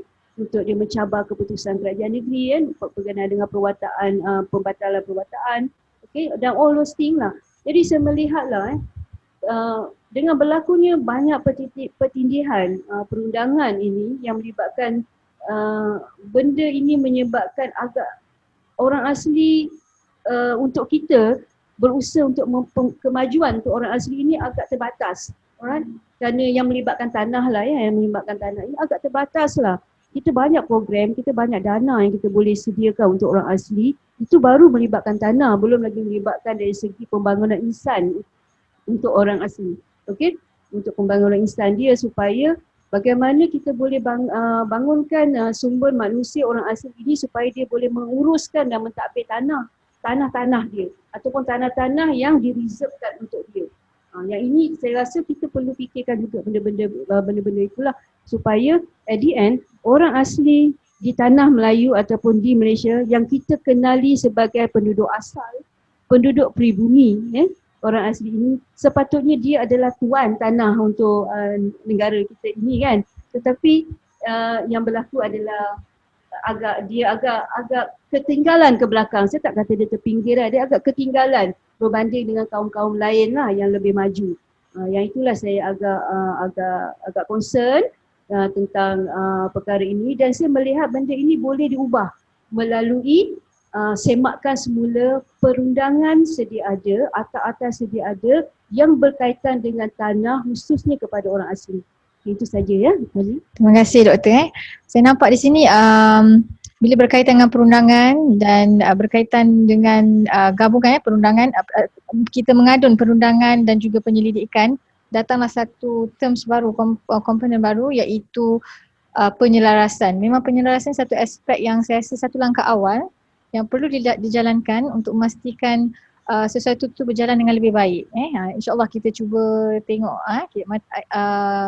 untuk sama-sama kita bangunkan komuniti orang asli yang kita sayang sebenarnya. Bagi saya sendiri bila terlibat dengan komuniti asli, saya memang sayang komuniti ini dan saya ingin mereka seiring dengan yang lain. Dan apa yang saya perjuangkan ni adalah perjuangan untuk semua, insyaAllah. Alright, seterusnya kita beralih kepada sesi soalan daripada peserta webinar. So pada hari ini kita hanya akan mengambil 3 soalan sebab kengkangan masa. 3 soalan daripada peserta di ruangan komen. Alright, soalan pertama datang daripada wakil daripada UTHM, Muhammad Najib bin Harun. Okay, saudara Muhammad Najib tujukan kepada Yang Berhormat Datuk. Soalannya, boleh Yang Bahagia Datuk jelaskan antara cabaran atau kengkangan dalam membantu komuniti orang asli untuk membangunkan tanah mereka? Dipersilakan Datuk. Okey, terima kasih kepada moderator, terima kasih kepada Muhammad Najib bin Harun daripada UTHM atas soalan yang saya cabaran dan kekengan, dan soalan ini pun mencabar juga. Namun saya cuba memberi jawapan yang terbaik. Kekangan dan cabaran bagi majukan tanah orang asli dia ada dua side. Satu side di luar komuniti keupayaan ataupun kemampuan orang asli. Yang kedua, dalam komuniti itu perlu juga ada tanggungjawab, perubahan, sikap dan sebagainya. Yang pertama saya melihat daripada di sisi luar komuniti orang asli, isu permohonan tanah orang asli selalunya ditolak oleh PTD. Selalu permohonan ini diberi hanya kepada Jakwa. Jakwa sepatutnya hanya mengesahkan. Bagi komuniti orang asli, kadang-kadang dia mohon tapak rumah, dia mohon pinggir-pinggir tanah-tanah lot sebagainya. Yang ini kadang-kadang ditolak oleh pejabat tanah. Yang ini antara cabaran kita komuniti orang asli. Dia nak mendapatkan tanah. Dan isu yang lain pula kalau kita melihat pejabat tanah orang asli ini banyak tanah. Tapi kalau kita tengok dengan tanah warta ada 33,219 hektar, tanah lulus MMK 20,663 hektar campur geran ada 1,809 hektar, lebih kurang keseluruhan ada 54,693 hektar. Tapi kalau kita banding dengan pecahan bagi kepada 42 komuniti ketua keluarga, 42,725 ketua keluarga orang asli, pemilikan hanya 2.7 hektar. Lebih kurang 3 ke 4 ekar saja. Tak besar berbanding dengan peserta Felda hampir 10 ekar. Ini yang saya katakan, kalau lihat secara keseluruhannya orang asli yang memiliki tanah hanya 20 ke 25%. Kalau di Johor hanya 35,6%. Maka di sini melihat yang nyatakan tadi bahawa orang asli jauh terpinggir. Saya setuju pandangan Dr. Fazila bahawa perlunya penyelarasan undang-undang, akta-akta supaya melihat hak orang asli sebagai tuan tanah ini perlu dilihat secara konteks pelaksanaan. Bukan soal kita melihat orang asli suatu gimmick, ya, suatu nilai sebagai tuan tanah, tetapi dia agak terpinggir dalam tanah di negara kita. Yang kedua, saya juga melihat bahawa isu pencerobohan tanah-tanah orang asli juga agak serius. Kalau saya berkongsi yang terdekat ialah Kampung Kuala Benut, Kampung Baru Kuala Benut diceroboh oleh pihak luar. Kampung Pengkalan Tereh, ya, diceroboh. Ini pencerobohan secara individu oleh tokoh-tokoh lain. Tetapi ada juga pencerobohan secara terhormat, pencerobohan secara berperundangan. Kawasan-kawasan yang pinggir orang asli, kampung-kampung yang dekat orang asli diluluskan dengan GLC, dengan projek Risda, dengan projek FETRA, dengan projek Felda, menghempit, menghambat tanah-tanah orang asli yang belum digerankan, yang belum diberi hak milik. Sedangkan tanah itu telah pun ditak cocok tanam dengan getah, dengan sawit, dengan kebun dusun oleh orang asli. Yang ini cabaran kita. Sebab itu saya setuju pandangan Dr. Fazila bahawa hak-hak orang asli perlu diberi ruang. Namun kadang-kadang saya bercakap kepada komuniti asli, keterbatasan Jakwa, keterbatasan kita komuniti asli untuk bersaing dalam menuntut hak ini. Sebab itu saya kata kalau mampu, pergilah perundangan. Dan bukan bermaksud orang asli yang membawa kes mahkamah, kes tanah ke mahkamah, orang asli menentang kerajaan. Tidak. Dia menuntut hak dalam perundangan negara. Sebab kerajaan pun dalam menuntut hak dia pun pergi mahkamah, maka kita orang asli yang rasa terpinggir, terbiar, ya, tersisih dalam hak-hak tanah-tanah yang telah diduduki berketurunan, ya, kadang-kadang diambil atas nama pembangunan oleh syarikat-syarikat dan kerajaan negeri maupun GLC. Maka itu saya melihat isu ini agak serius, ya, pencerobohan tanah dalam komuniti orang asli. Saya juga melihat bahawa suatu sikap yang perlu ada dalam agensi kerajaan melayan orang asli ialah dalam pembangunan tanah juga ialah peranan agensi. Bila perkara ini pun selalu saya cakap di parlimen bahawa jabatan lain juga bertanggungjawab kepada pembangunan tanah orang asli, bukan Jakwa saja. Contoh, orang asli nak minta baja, nak minta benih kopi, benih pisang dekat pejabat tanah, dia kata pergi kat Jakwa. Jakwa mengurus orang asli. Tetapi tanggungjawab Jabatan Pertanian semua orang kepada komuniti termasuk orang asli. Kita tak mahu orang asli disisihkan. Bila minta bantuan, hantar pada komuniti orang asli. Bila nak mengundi, panggil kampung orang asli. Apa yang menyedihkan baru-baru ini di sini? 60 tahun kampung orang asli yang telah wujud, baru dapat letrek. Yang ini kita bercakap soal hak, soal hakikat, pelaksanaan agensi kerajaan. Jangan kita menunggu pilihan raya untuk melihat hak orang asli. Sehingga kan kita perlu banyak pilihan raya kecil untuk memfokuskan isu-isu komuniti asli. Saya rasa itu tidak wajar. Sebab itu saya melihat isu pencerobohan tanah, isu pembangunan tanah juga membutuhkan peranan semua orang. Dan juga saya melihat dalam sikap komuniti orang asli juga perlu berubah. Tadi saya melihat di sudut luar, tetapi saya melihat di sudut dalam bahawa orang asli juga perlu berubah. Tanah-tanah orang asli kadang-kadang dipajak, dijual, digadai. Mungkin kerana alasan keterdesakan, namun juga orang asli dieksploitasi, ditipu. Yang tidak boleh dinafikan dipergunakan bagi orang asli ini dengan perkahwinan dengan toke-toke yang memohon tanah bagi nama pasangan, permohonan atas nama pasangan terutamanya parti. Yang ini banyak berlaku di Cameron Highland ni. Mohon ladang tanam sayur atas nama pasangan orang asli, tetapi pemiliknya, pengusahanya adalah warga asing. Dan kalau kita tengok perkahwinan dengan komuniti orang asli bagi kaum-kaum lain, bagi dipergunakan bagi permohonan tanah banyak, terutamanya ladang-ladang sawit di kawasan-kawasan pendalaman. Sebab itu saya melihat bahawa kadang-kadang berlaku juga kes tipu, penipuan ke komuniti asli, mohon atas nama komuniti orang asli, atas pasangan, atas nama orang asli, tapi bila lulus kepada pihak yang kedua, ada juga perjanjian 10 tahun, ditambahnya kosong jadi 100 tahun. Maka ini adalah satu kes-kes yang benar yang saya kongsikan ini supaya dapat dilihat oleh komuniti orang asli. Juga melihat bahawa komuniti orang asli juga harus dalam pembangunan tanah ini juga harus bersikap terbuka. Kebergantungan komuniti orang asli kepada sepihak, kepada kerajaan semata-mata dalam pembangunan tanah. Namun kalau kita lihat pengangguran belia orang asli agak tinggi, sikap tidak produktiviti. Kalau kita tengok kampung-kampung asli, sepatutnya kalau kita masuk kampung penuh dengan tanaman, ubi, keledek, serai di tepi-tepi jalan, pokok sirih. Ini kalau saya nak berkongsi secara hakikatnya, orang asli nak makan sirih pun beli sekarang. Dan makan serai pun beli. Maka sepatutnya benda ini ditanam di keliling rumah. Ini dia katakan pembangunan tanah. Jangan kita melihat pembangunan tanah itu dengan konsep ladang yang beratus ekar, namun keliling rumah, tanah seka 2 di keliling rumah kita terbiar semak samun, tidak berproduktiviti. Sebab itu saya katakan komuniti orang asli juga perlu berubah, walaupun kita melihat peranan kerajaan yang kita tuntut supaya lebih tinggi, lebih proaktif, namun perlu juga ada perubahan.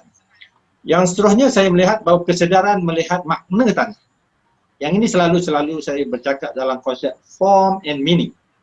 Form and meaning ialah maksudnya kita jangan banyak tanah tetapi tanah kita tak ada nilai. Tanah kita tak ada productivity.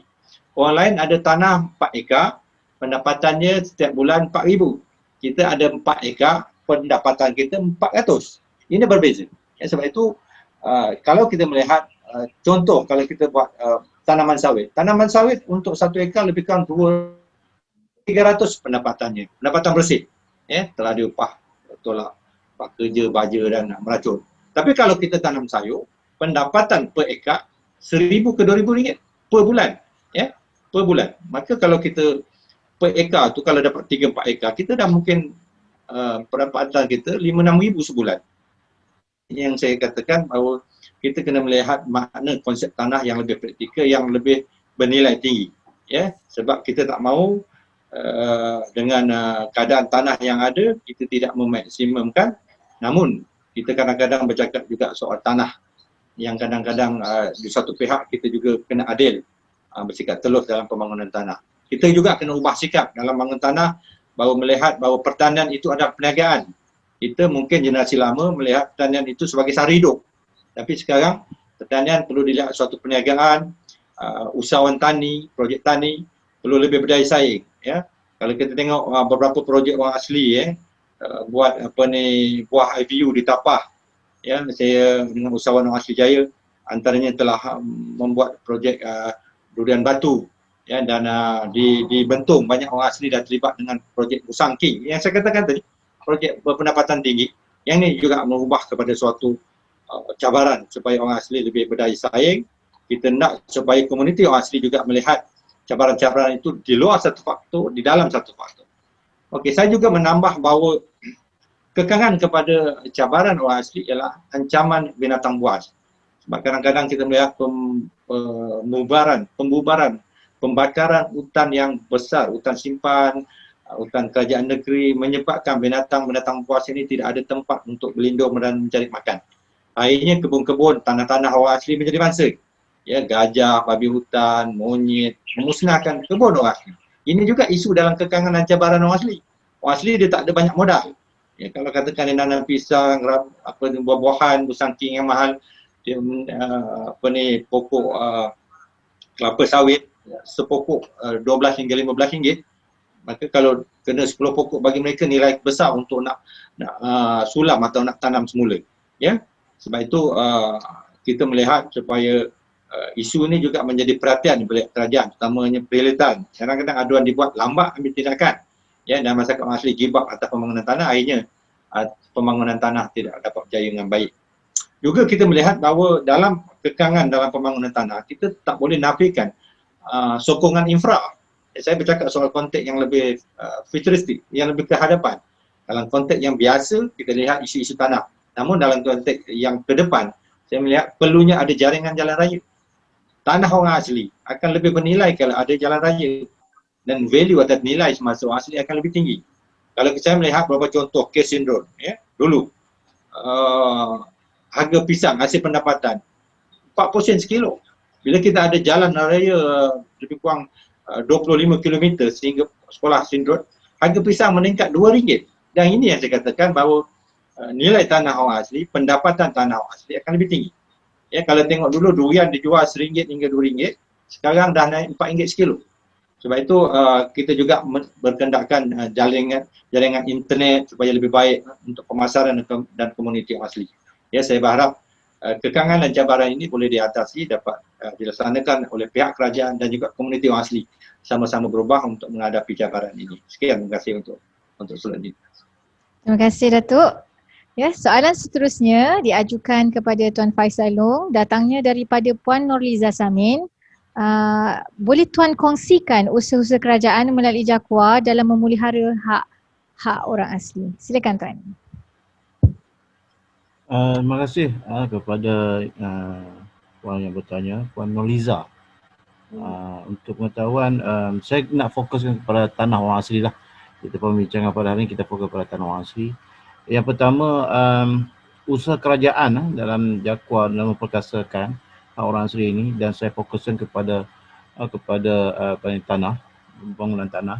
Yang mana usaha kerajaan melalui JAKWA kita ada plan strategik JAKWA 2016 hingga 2020 yang meletakkan tanah orang asli sebagai fokus utama. Yang mana itu adalah bukan fokus yang pertama yang kita lihat dalam pentadbiran tanah. Dan penambah baik pentadbiran tanah orang asli, yang mana kita ada penandaan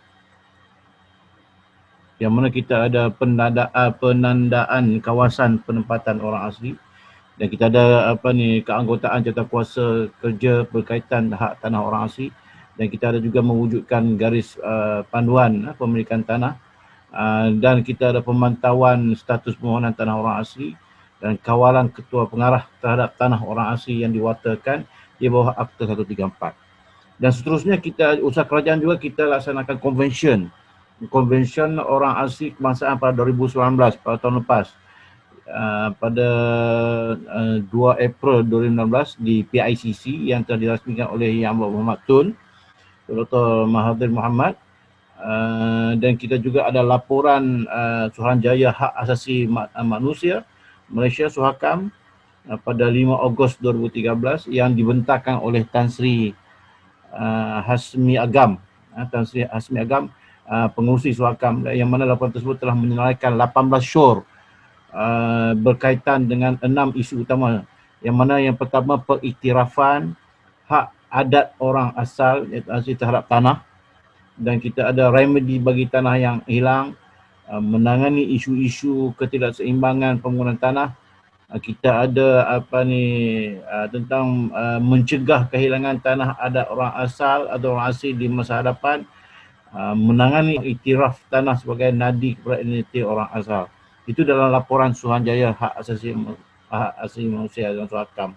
Dan yang keempat, kita ada laporan inquiry nasional mengenai hak tanah adat orang asli, yang mana dia lebih kepada convention tanah dan akta orang asli Semenanjung Malaysia telah diadakan pada 6 Mac 2010 di Kuala Lumpur, yang telah dirasmikan oleh pada ketika itu Menteri Kemajuan Urban dan Wilayah Datuk Seri Muhammad Syafiq Abdal.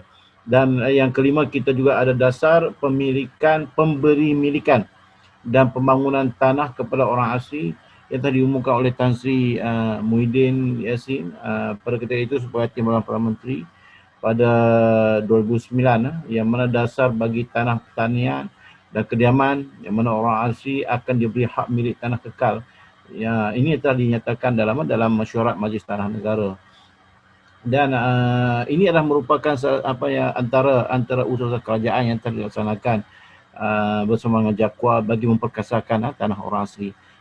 Dengan harapan mudah-mudahan ini akan di pihak JAKWA sekarang akan sentiasa melihat, sentiasa memerhatikan apakah perkara yang kita akan membawa, dan kita akan cuba selesaikan sedikit demi sedikit bagi memastikan hak tanah orang asli ini akan diberikan dengan mereka. Sekian, terima kasih.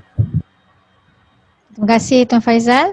Alright, kita beralih kepada soalan seterusnya kepada Dr. Rozila, seorang daripada Puan Suria, Puan Suria daripada IPG Campus Temenggung Ibrahim. Soalan berbunyi, Assalamualaikum Dr. Rozila, boleh Doktor cadangkan penyelidikan serta inisiatif yang boleh dijalankan bagi pemeliharaan pembangunan tanah khususnya untuk orang asli? Silakan Doktor. Terima kasih Puan Moderator dan juga kepada yang bertanya soalan Puan Suria. Okey, untuk menjawab pertanyaan Puan Suria ini, sukalah kalau saya untuk kaitkan dengan penyelidikan ini, sebenarnya kita buat tujuannya untuk memberi manfaat kepada kumpulan sasar.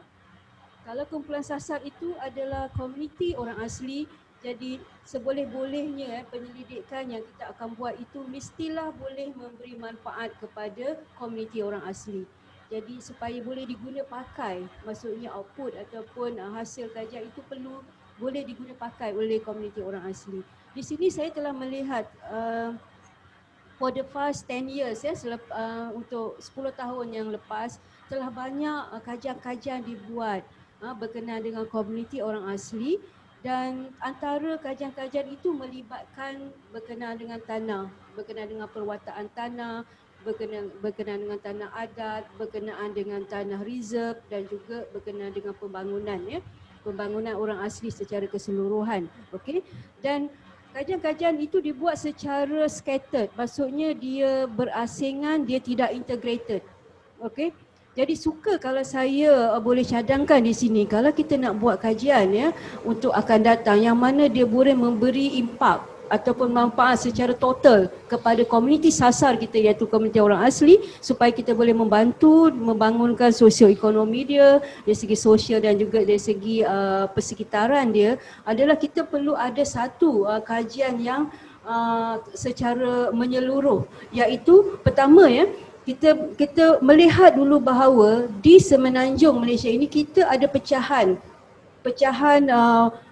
kaum orang asli ini dibagi kepada 3 pecahan yang besar. Tadi saya rasa yang berbagi Datuk Senator ada ulas tadi pada awal-awal tadi. Jadi kita akan melihat, kita perlu buat satu macam profiling dulu. Okay?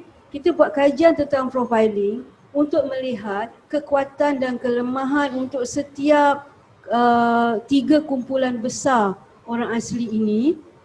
Kita melihat kekuatan dan kelemahan dia dari segi ekonomi dia, dari segi budaya dan cara adat resam hidup dia, dan juga dari segi persekitaran dia.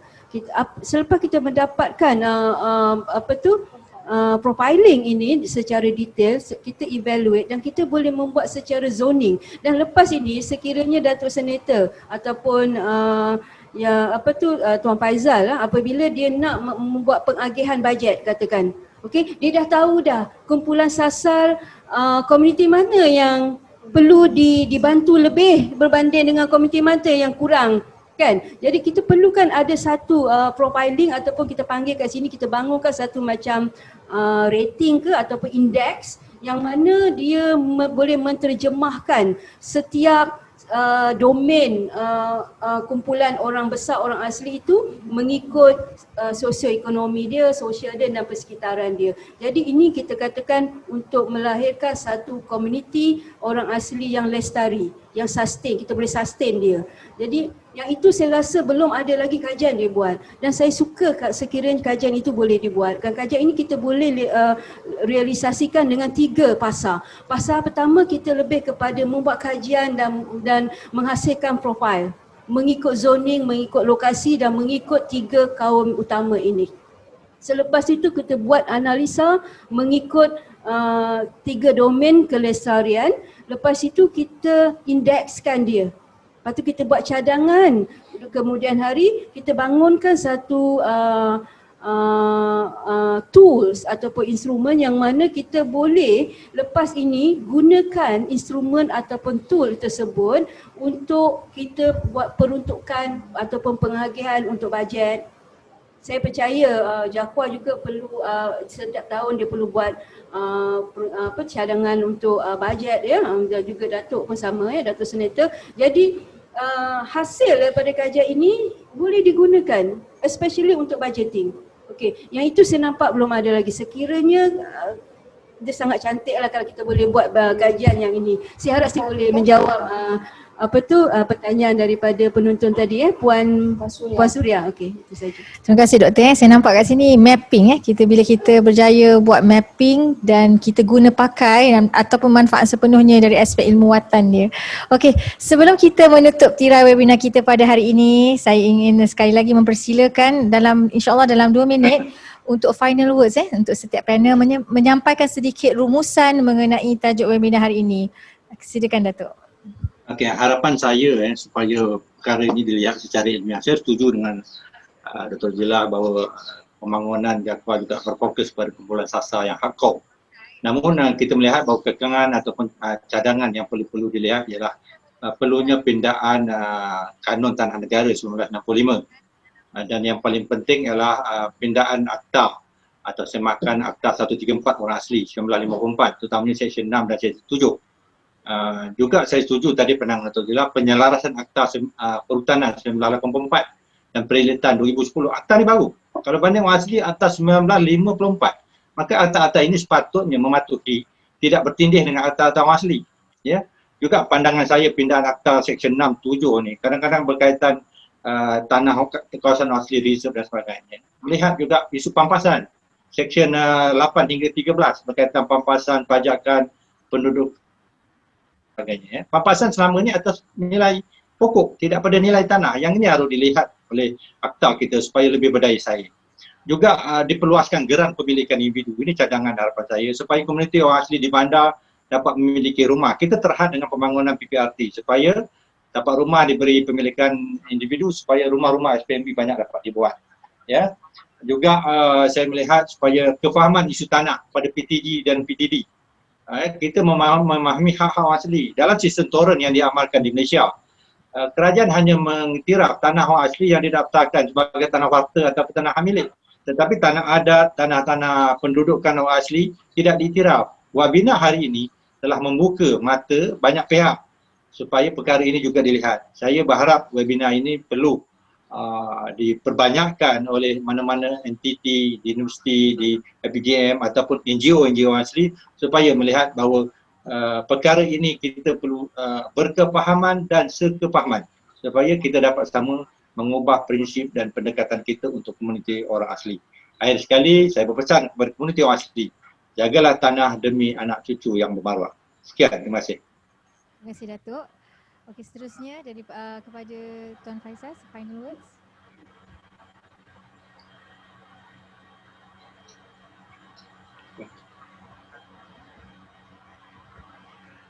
Terima kasih kepada doktor. Bagi kami di Jakwa sentiasa mengharapkan ada satu perbincangan khusus ataupun kita sentiasa terbuka dengan sesiapa saja untuk kita membantu masyarakat orang asli dari sudut permohonan tanah, dan kami mengharapkan kerjasama ini juga perlu kita lakukan, terutama UTHM lah, yang mana dengan Profesor Dr. Rozilah tu.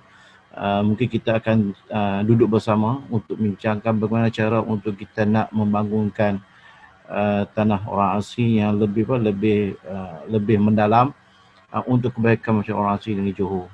Dan harapan juga kepada Datuk, kita turut bersama-sama bagi melihat dan mengenal pastilah tanah-tanah yang kita nak, kalau boleh kita nak usahakan yang lebih kebaikan kepada masyarakat orang asli, yang mana tambahan pula menteri kita sekarang ni adalah menteri daripada Johor, menteri Kepala Luar Bandar pun daripada Johor.